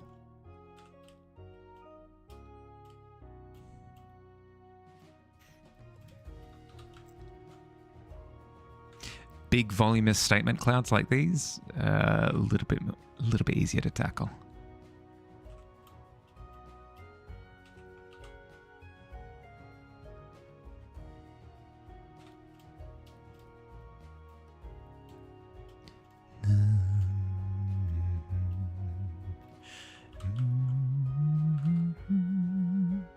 What about rainbow clouds?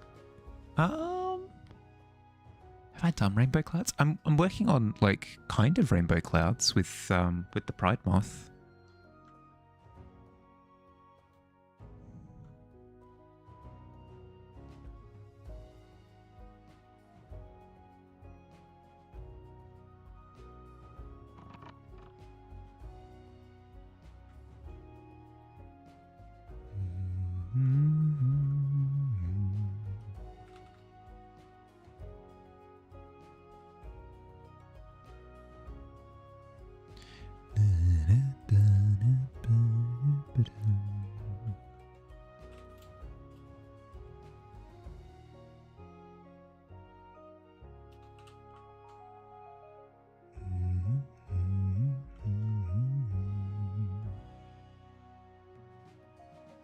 Half an hour left, you say? My goodness, time flies.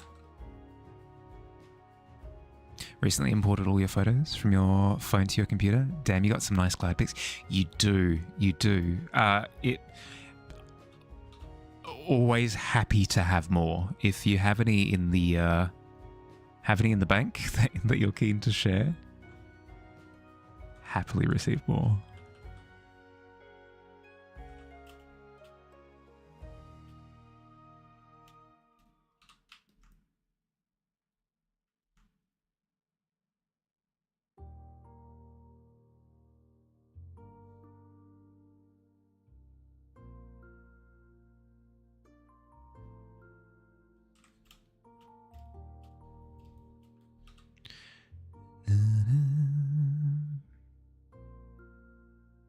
Drama clouds again?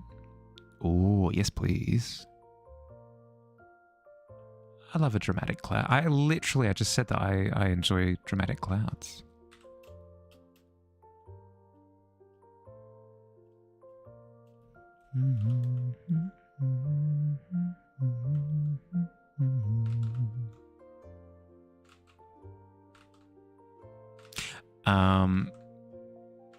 Maze, I had a big think about it. After the most recent episode of Gachakuta, by the way, it's definitely the pacing.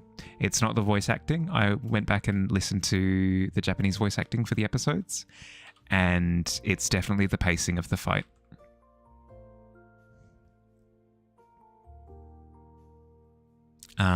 It's a lot of characters just kind of standing there not really doing anything. And it's not tension building or anything. It's literally just them standing around talking about how crazy they are, and it's a little bit rough.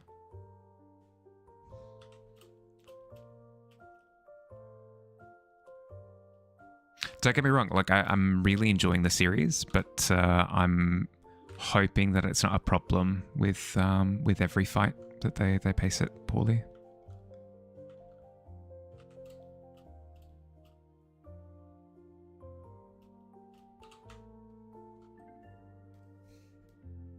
Added bits to have the break between episodes they wanted. Yeah, it's just it feels like the last two episodes could have been made one episode.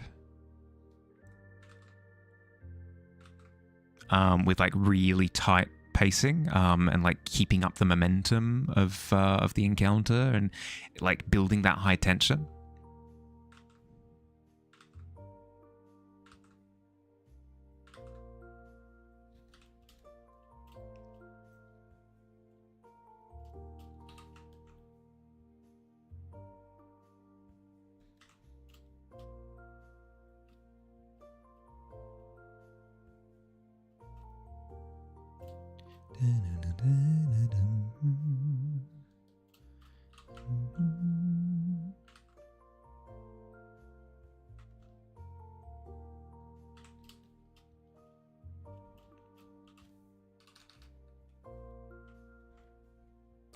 fight isn't that long. I think they were trying to be all tune in next week.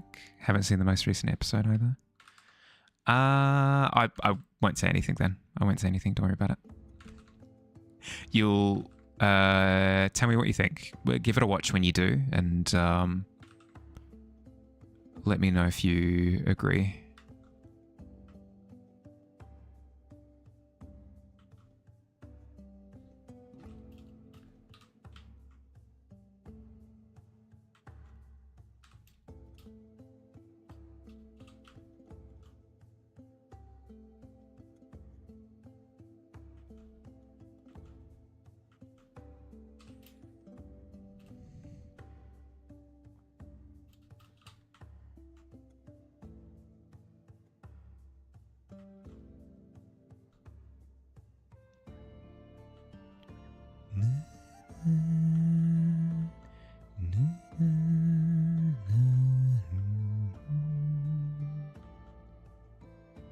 Read the manga, just past the fight, so you know what happens.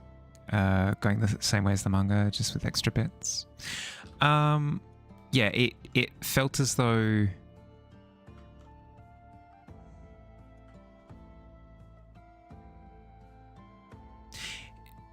how to explain it? It made the main character's power feel like incredibly boring. Because it really, because all he could do was just kind of sit there wait until the antagonist actually did something, and because the antagonist was just sort of sitting there in several degrees of consciousness for ages, just sort of sitting there laughing about how he's the Joker, how he kills a lot of people, even though everybody that he's killed is currently alive and is still alive.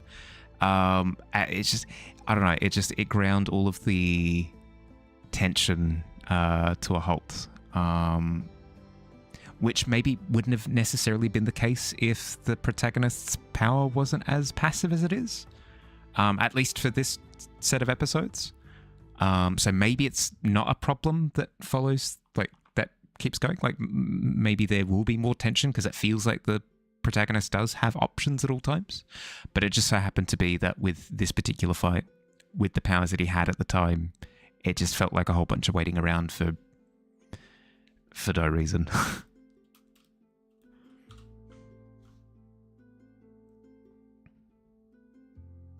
Which is really weird, because usually it's the opposite problem. Usually all of the filler is in dialogue. Like, I'm thinking a One Piece situation where you spend an entire episode with people walking around on a boat being like, we're not yet at the island.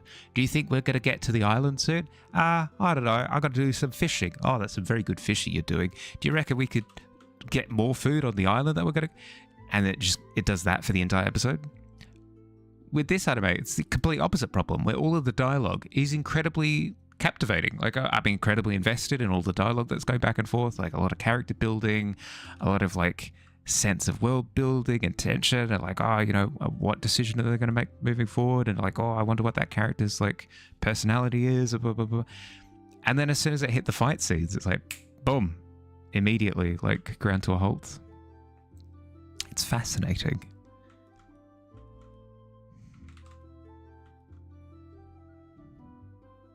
Sorry for like really focusing on it. I find it really interesting. I'm interested in things like scripts and plot and pacing and dialogue. I've always found them quite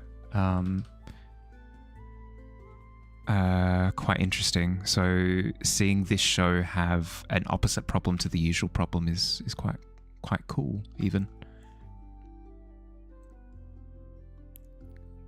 Hi Kitty. Hi. Yeah, going well. Dragon. Enjoying myself. First serious fight, so they had to almost hold back on what they could have showcased. Yeah, that's fair. Where like it starts pretty low energy and then it builds so that when you have like these really meaningful confrontations, it feels more impactful. actually what you love doing. It's why you're starting a podcast. Ah, cool. 14's not bad. Painting looks amazing. It looks insane. It's amazing. Thank you. I'm getting there with it.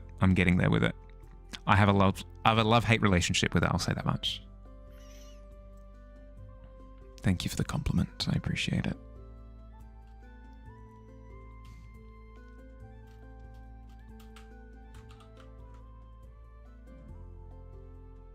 How long ago Drama Clouds were? They're posted now. I'll have a look at Drama Clouds and I'll have a look at costumes. That's right. Those are the two things that I was going to have a look at. How are you, Kitty? How are you going? How was your weekend? Oh my goodness, Drama Clouds. You're not lying. Incroyable. Boom. Ah, the drama. Yes. Legolas, what do your elf eyes see? Oh, some pretty freaking sick clouds, actually.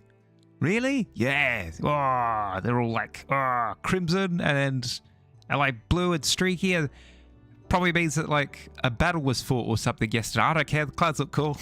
Thanks, Legolas. Ooh, the costumes. So these are the new ones that you've linked, Les? Sorry, my bad. Very cool. Very, very, very cool. Oh, I do like the punk rock ones.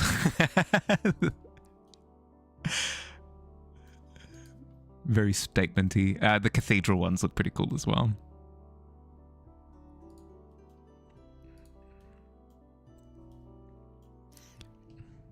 Does have some drama, right? Feeling poopy, so you went to get your nails done. They look so pretty. You're feeling yourself? Heading to IKEA for a bit there. Ooh. Visiting the land of Dust's people. See, there it is. Most with the anime is how they took certain parts and translated it to animation, like the really sketchy unfinished parts. Yeah, correct. Yeah. That and the expression warping. I love the expression warping so much. When a character comes to a realization and it really, it kind of, it mutates their face in a really cool and striking way. I find that like a really impactful way of capturing the intense emotions that they're feeling instead of them just yelling a lot. Look at you, Naruto. I'm going to be the Hokage, frick you. It's like, yeah, okay. You can say that only so many times before it loses its shine. All the duo costumes. Ah, okay. Hence why all the pairings. Yep. The good guy and the bad guy. Yep. Punk ones are based on the good guy's story. I made a digital world to semi-revive her dead subjects. Ah, okay. Like, it's like that filler episode of Yu-Gi-Oh! where Guzaburo, or whatever his name was, like, revived Kaiba's... I don't know what was going on with that.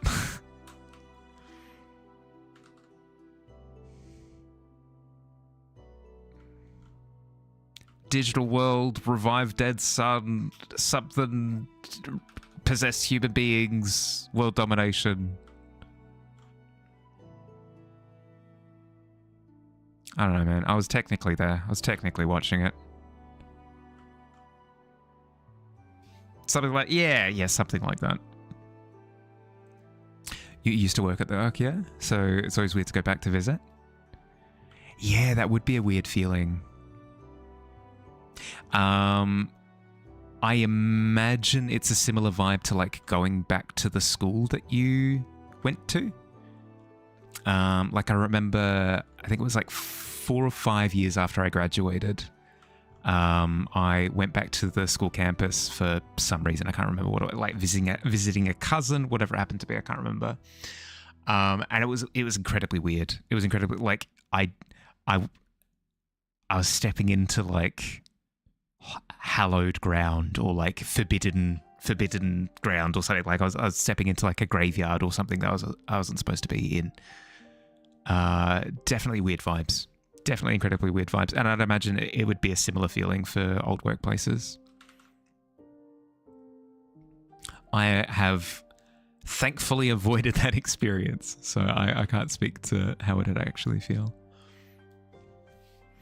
Very that? Not allowed to visit your old secondary school? Yeah. Yep. Wait. Not allowed to? What did you do?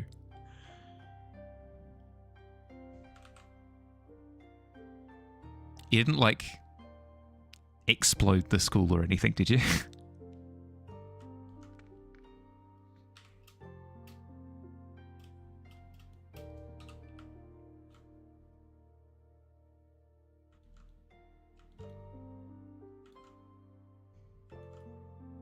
Kitty just has wanted posters up everywhere. Wanted, dead or alive. This absolute monster went around and ripped the buildings from their foundations. Sent the library to the Shadow Realm. Didn't do anything because you have visible tattoos and piercings. Not allowed unless you remove your piercings and hide your tattoos.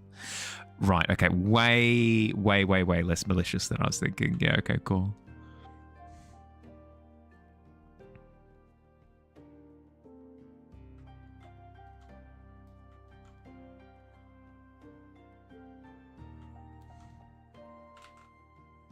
If you want a guaranteed laugh from me,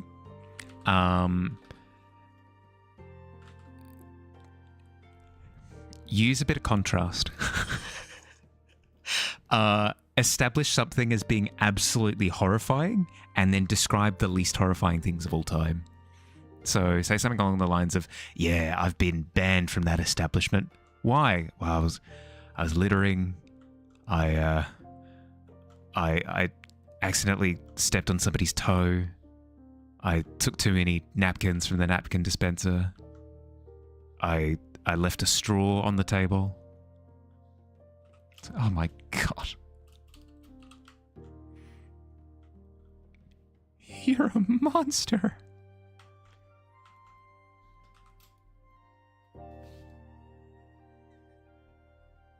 Yeah, we know. We know what crimes happened.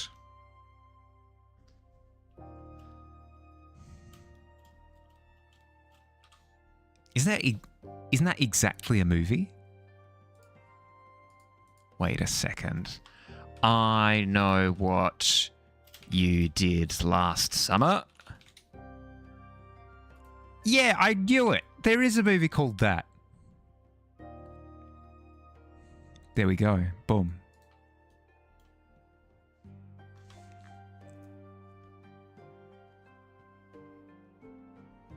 A never-ending world where everything is great all the time. No one wants for anything. It's all digital though. Anyone there is a replica of who she lost in the war. Chapter ends with her leaving her world and coming to help the protagonist fight the big bad. For sure, like an allegory for grief and moving on. Yeah, cool. There have been a few stories that I've read that do a similar thing. There's a web series that does something similar with a concept known as Yesterday and Today, where everybody lives in the today, obviously, but then you've got this digital world called Yesterday, where people are kind of stuck in stasis, going through like their best lives, but it's not real. It's always fun when the topic is kind of breached. Speaking of contrast in amount of drama, almost fainted yesterday from what was barely a paper cut. Do you struggle with like blood? Don't tell anyone? All right. Secret safe with me. Name is Golden Cheese Cookie. Inspirations are ancient Egypt, digital stuff, and cheese. Oh my goodness. That sounds like an amazing online profile. Can you imagine? Like, yeah, my name's Golden Cheese Cookie. I enjoy ancient Egypt. I enjoy just all things digital and cheese. Those are my three favorite things. Incredible. That's such a that's a bonkers mashup of themes. I really like it. Mentally completely fine. Your body just decided nicking yourself while cutting onions was life or death. Oh, really? As in stress or like hyperventilating or should totally have that. Yeah, exactly. Boom. Didn't feel like falling over, so you went to lay down for half an hour before you felt fine again. Weird. I suppose it's less to do with it's less to do with like what actual physical injury that you might have sustained, and more I injured myself while cutting up ingredients. Kind of the potential injury from that kind of scenario is very overwhelming. You like cheese, but you don't like the idea of cheese? Yeah, okay, fair. Explain yourself, scoundrel. Well, as in where cheese comes from or the properties that it has?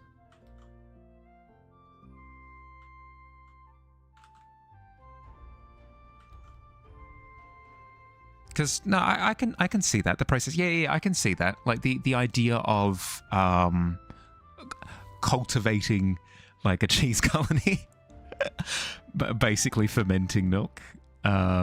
It's pretty full on. But most things in life are kind of like that.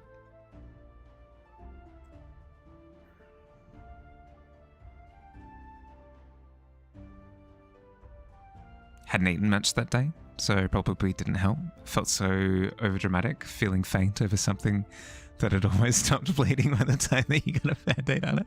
Oh my days! I'm coming down with a case of the vapors. Catch me!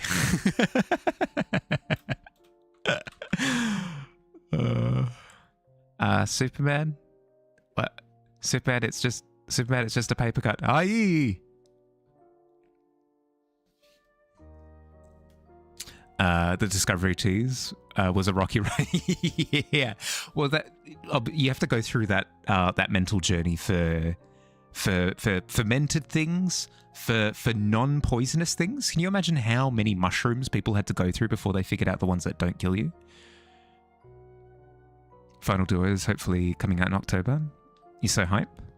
Already know the name of the bad guy. Their name is Silent Salt. Their counterpart is White Lily.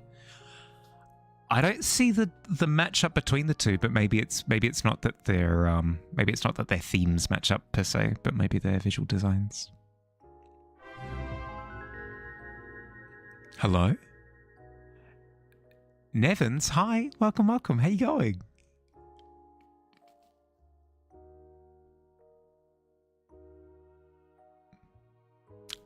What do you mean at target user?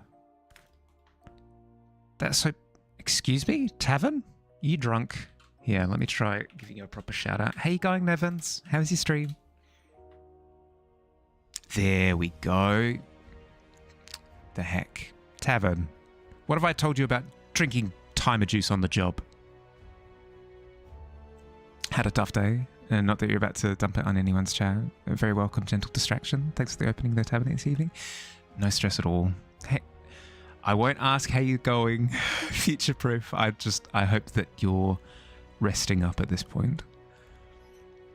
Gambling game of Russian mushrooms. Yeah, exactly. You've got like 6 baskets, and you spin the baskets around on some sort of rotation device. You pick up a mushroom, take it, hope that you don't die. Love Target User? Oh no, Target User is my favorite. How you going, Nevins? How is stream? Stream is good. Ah, good to hear, good to hear. What were you working on, if you don't mind me asking?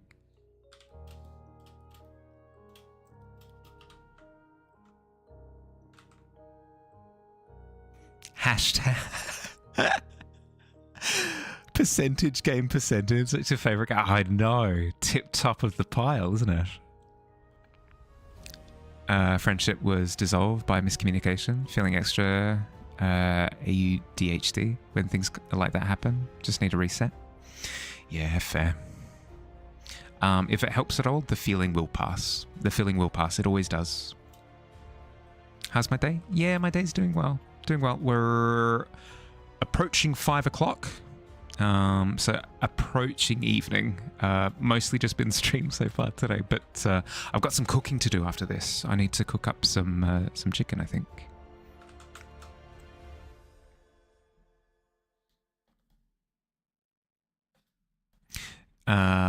Light of something for pure vanilla, it's truth. For Holly Bear, it's passion. The counterpart is the opposite of those lights, like shadow milk with deceit and eternal sugar with sloth. Ah, okay, so it's kind of what they represent more than it is about their names. Yeah, fair. Making a comic for someone? Ooh, if you've got any slides that you'd like to show, some panels, I'd love to see. Yeah, no stress, bud. No stress. Rest up. White Lily is the light of freedom, while Silent Salt is the light of silence. Yeah, okay, there we go. Yeah, I'm seeing the themes matching up now at this point, yeah.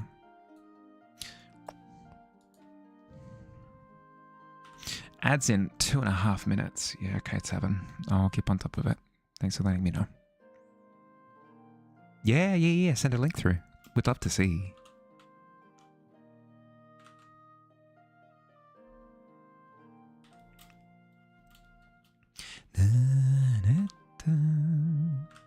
Just so that I'm not shotgunning it all at once when stream starts to come to a close.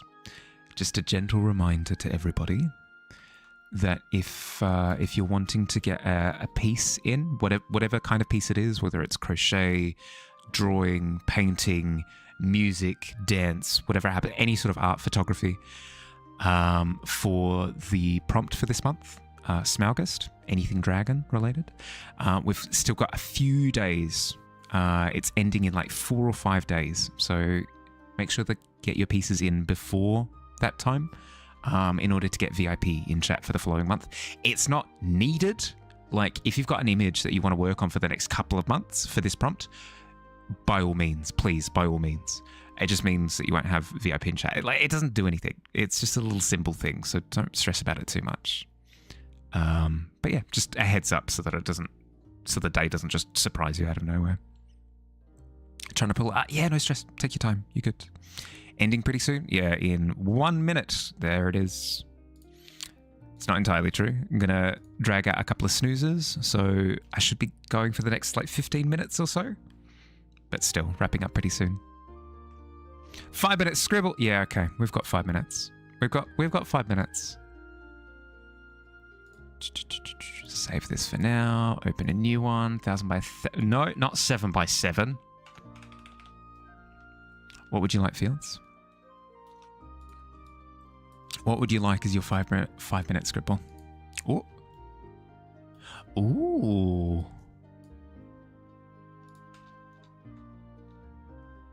Comic panels indeed. Yeah, very cool. Tree, snake, landscape, bushes. Somebody reading a book potentially. Yeah, awesome. You said that you're making it for someone. That's really, really cool. How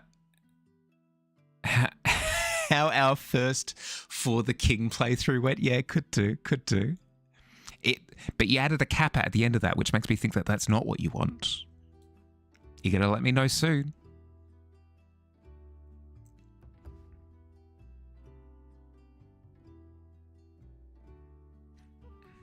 Do it? Yeah, okay. Easy done. Easy done. All right. You know what time that is? You know what it means? We have a timer filled to the brim with timer juice.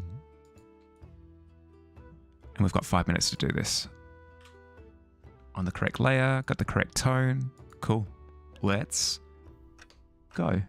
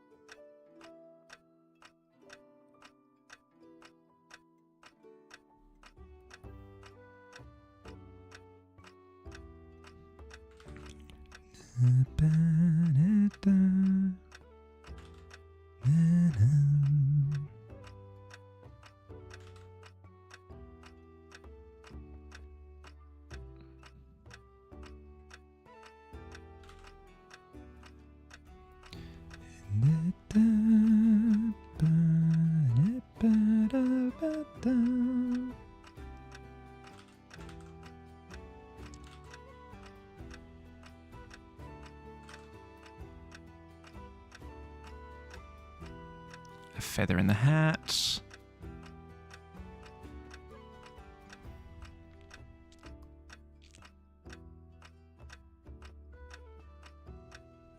We've got a loot.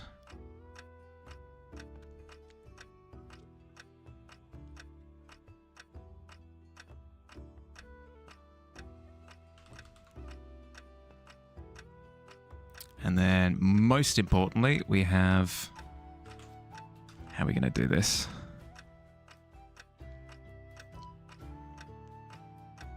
Put this on a different layer. Frick, frick, frick, frick, frick.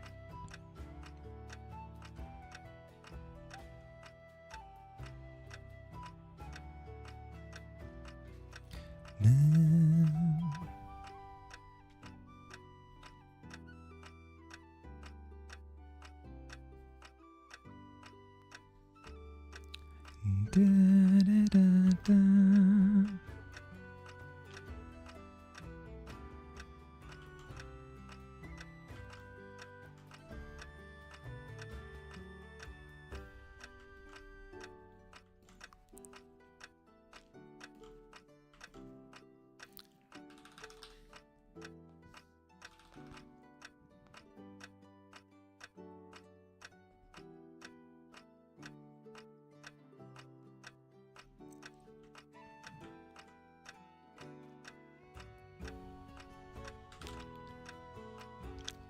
Okay, then layer in between.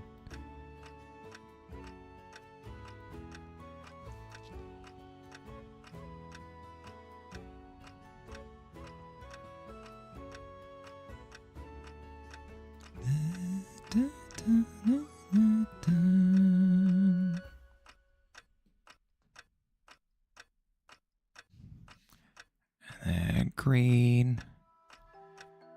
Snooze those ads. Multitasking, it's fine, we're good.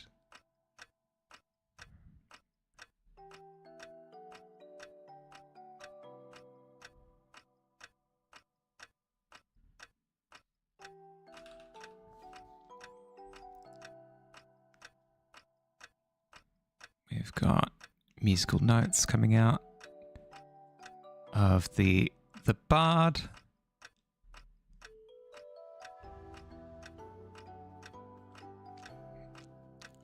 We have a little shield symbol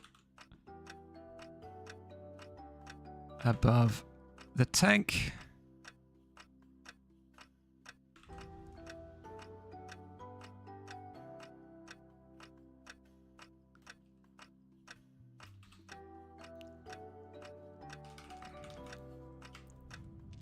And then, can we do this? Can we fit it in? Yeah, we've got time. We've got time. Come on, work with me.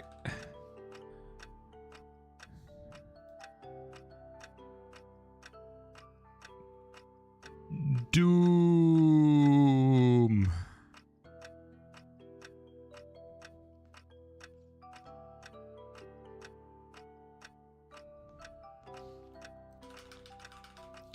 Na, na, na.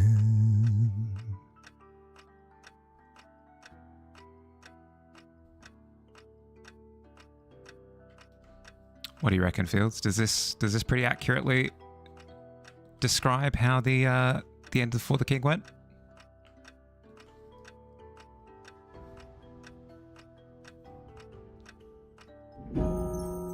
There we go.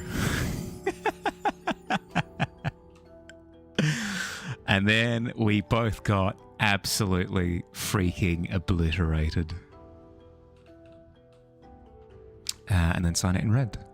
Speaking of books, anyone have any recommendations for graphic novels would look great in black and white? Got one of those new 7-inch Kindles in your itch and Love Cavern and Ob's Akira Bones. Or you've listed off a few really good ones. I enjoy Watchmen. I enjoy Watchmen a lot. Would it look good in black and white? Probably.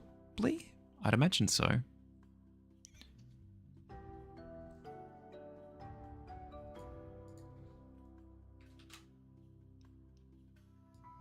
Grab that. Chuck it in to share your art. There you go, Fields. Sorted. 5-minute scribble. Done and dusted. We'll put away the timer and jump back to here for a second.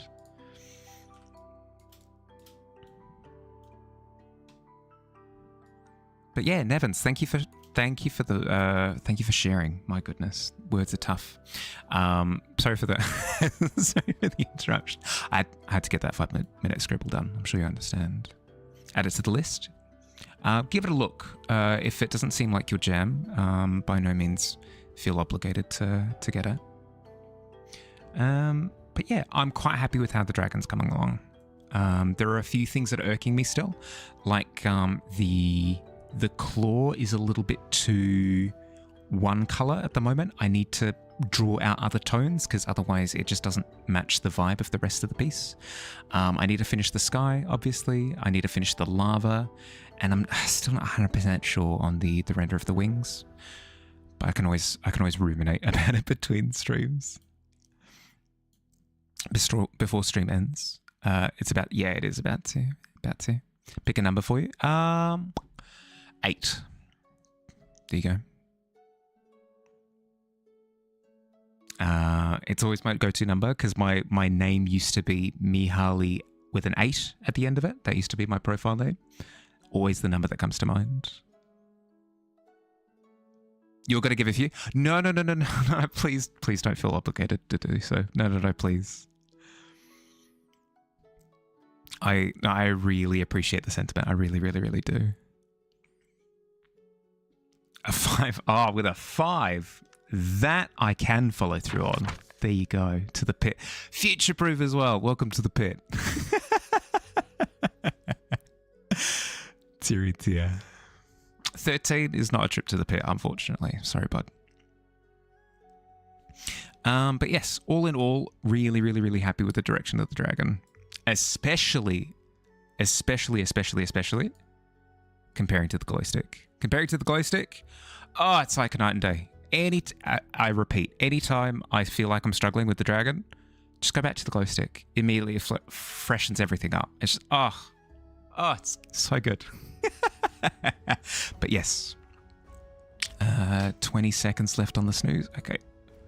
Whoop. Snooze that. Easy done. Cool. But yes, Crow, I really, really, really appreciate the sentiment. I really, really do. But please do not feel obligated. Just seeing you jump in for a sec warms my heart. Warms my heart like a furnace, an inferno. It's on fire. Help. 5 minutes. 5 minutes, you say? Okay. In 5 minutes, I can find somebody to raid, I'm sure.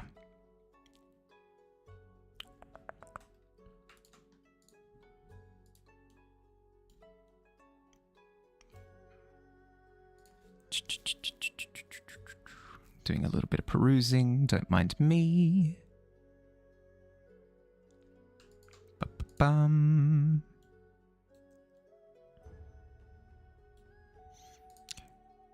We could head over to Squid. Yeah, let's do that. Let's head over that way. Big raid, the saltiest of squids. There we go. Easy done. Thanks for hanging out, everyone. I hope you had fun. I had fun. I personally had a lot of fun. Again, apologies for missing out on yesterday. Thank you all for understanding. We're back into it. We're back into the week. It'll be an evening stream tomorrow. Just all the usual stuff. If you're confused about any of the schedule, look down below in the about section. There's a time accurate schedule there for when I go live during the week. But yes. No, you're good. You're good, Future Proof. You're good. Have an excellent rest of your day or night, depending on where you are. Look after yourselves, and I'll catch you later. Bye, everybody. Bye.